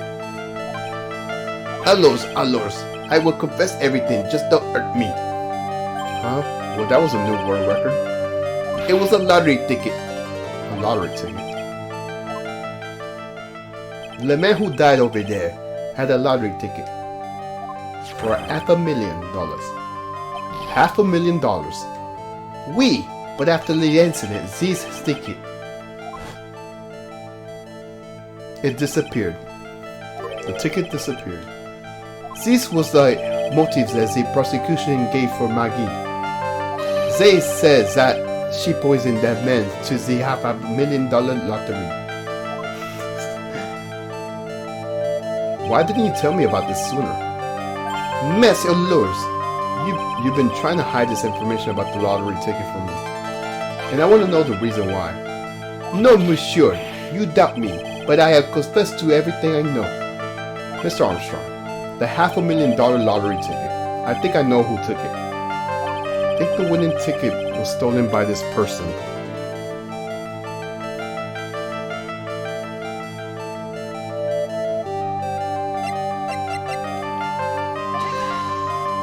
Well, how about it? Yes, ça va? Excuse me? It means, how are you? Oh, I'm fine, thanks. Bien, I am happy to hear it. Doesn't it sound like I'm doing so fine with his sight locks, though? No, I took damage for that. Poor Maggie, she was tempted by the evil nun. No, it was really Maggie that you have no reason to hide the facts from me. Mr. Armstrong, the $500,000 lottery ticket. I think the winning ticket was stolen by this person.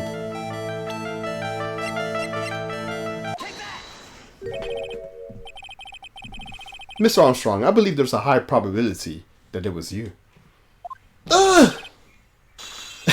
Wow, that is one piercing scream, even for a man like him. My Sporky, why? You have no evidence! I am not Masty Mas. I am the kind of person who steals the property of others. Sorry to disappoint you, Mr. Armstrong, but I have evidence to the contrary. I present to you proof that you have stolen from others in the past.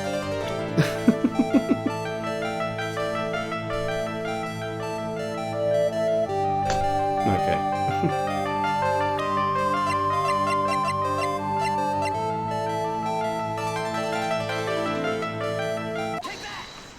What is this? A poem? Oh, monsieur, you must know me so well. I adore poems. Please read it and put some feelings into it. Convicted before, a wicked man or woman, repeat offender. I'm sorry to have to bring it up, Mr. Armstrong, but you have been arrested for stealing from your customers before, haven't you? Moi oui! Le monsieur, you is a liar! You deny it. Do not make these false accusations, si vos plagios. So, do you have any proof?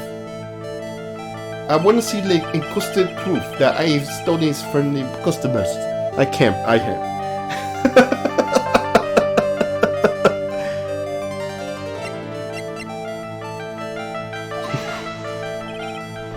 Imbecile!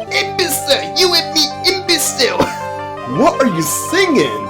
Just one of my favorite chansons. It is called Imbecile. It is French. Come, monsieur, sing together with me. Imbecile! Imbecile! Armstrong's definitely stolen from his customers before. I just need to find the right evidence to prove it.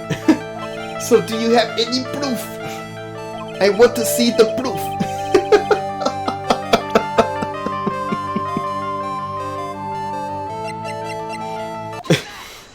It seems old habits die hard, Mr. Armstrong. What is that?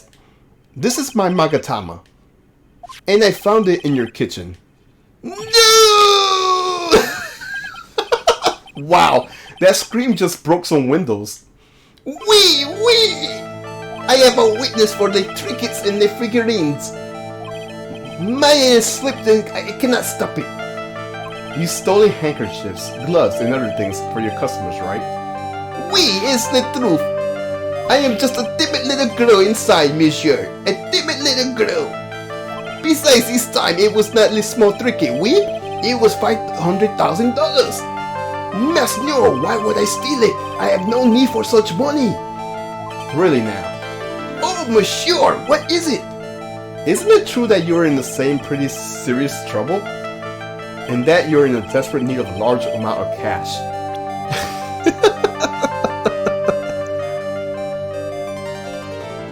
Now, let's see what he's gonna say now. Well, Mr. Armstrong. Oh, sorry. Well, Mr. Armstrong? Yes, monsieur. It is not who is in trouble, it is you, non? Huh? Une petite question. What? It means a little question. Together now with me. Une petite question.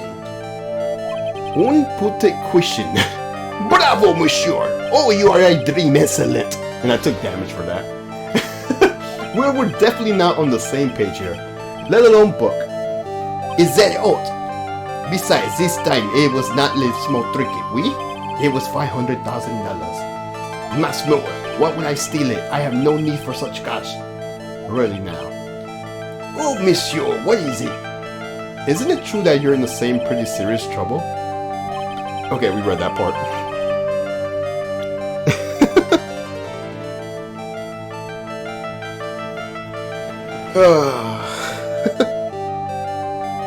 Oh boy, I have to take a deep breath. That shit. Alright.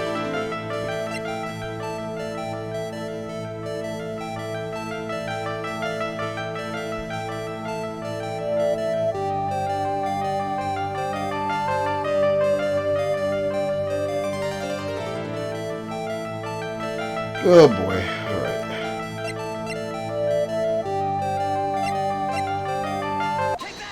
This restaurant is deep in the red, isn't it? You have a loan to the tune of $500,000. That lottery ticket would have wiped out in debt. Well, Mr. Armstrong, what do you have to say for yourself?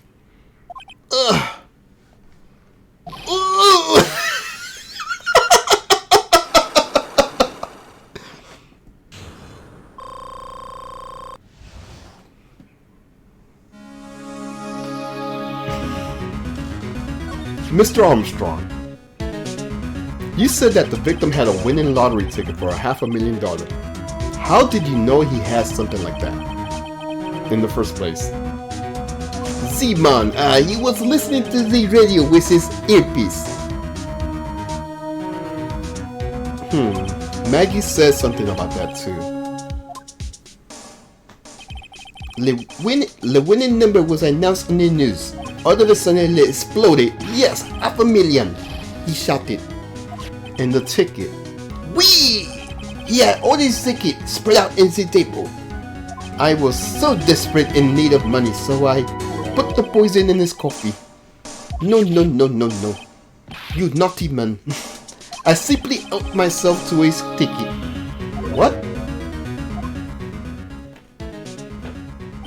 The victim collapsed and Maggie passed out. I thought to myself, pourquoi pas? It had many of them.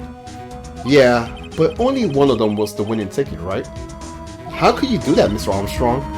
Maggie was arrested because of you.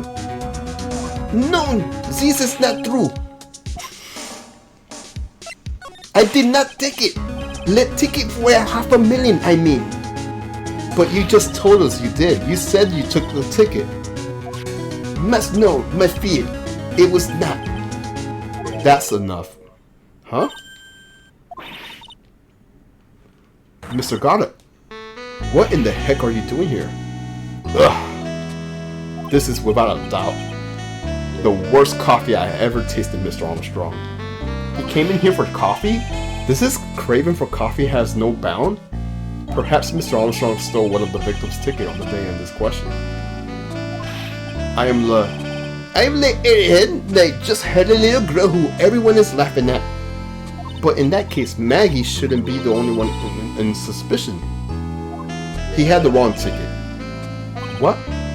Mr. Armstrong made off with that winning ticket Pretty's neighbor. So the ticket he took was worthless. Not quite. He did win something. $1. You see? I am the pretty face. Without my looks, I have nothing. So, oh my gosh, this guy. What happened to the winning ticket then? The one he meant to steal? Indeed, what did happen to it? I don't like spoiling myself by watching trailers, so we'll just wait and see how the movie turns out tomorrow, won't we?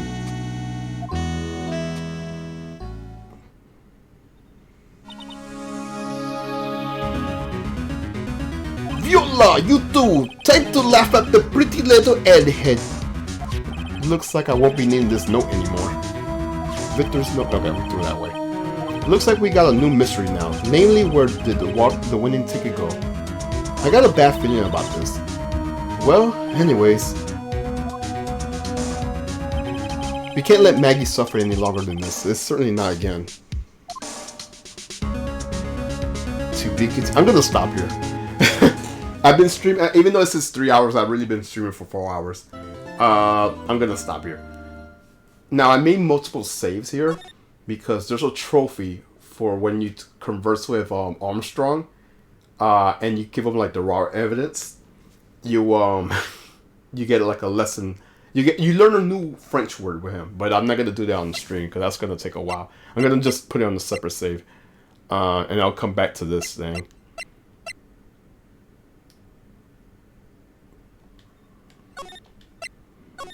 But yeah, this was fun. I'm glad I was able to stream early. Tomorrow I'll continue to stream, but it won't be as early as today. I'll probably stream after 4. How long is this case? I think this one's gonna be a real long one. So I don't know if I'll be able to finish this case tomorrow. Worst case scenario, I'll probably be able to finish this case by Saturday because I think this is a long case. And the one after that, oh my gosh, it's going to be longer.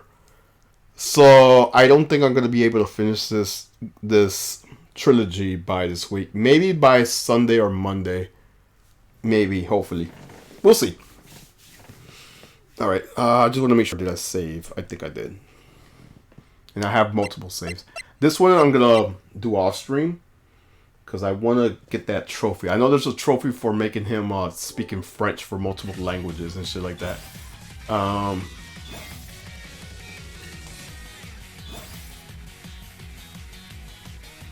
Because I looked at the thing right here. It says, learn all of Armstrong's fancy foreign words. Yes.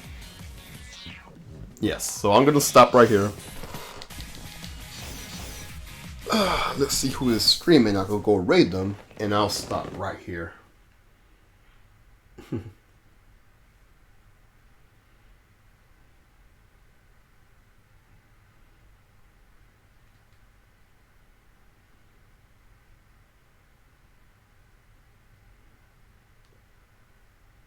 Okay, I see Yokaze streaming. I could go raid him. Alright guys, I'll stop right here. I'll catch you guys next time. Hopefully tomorrow.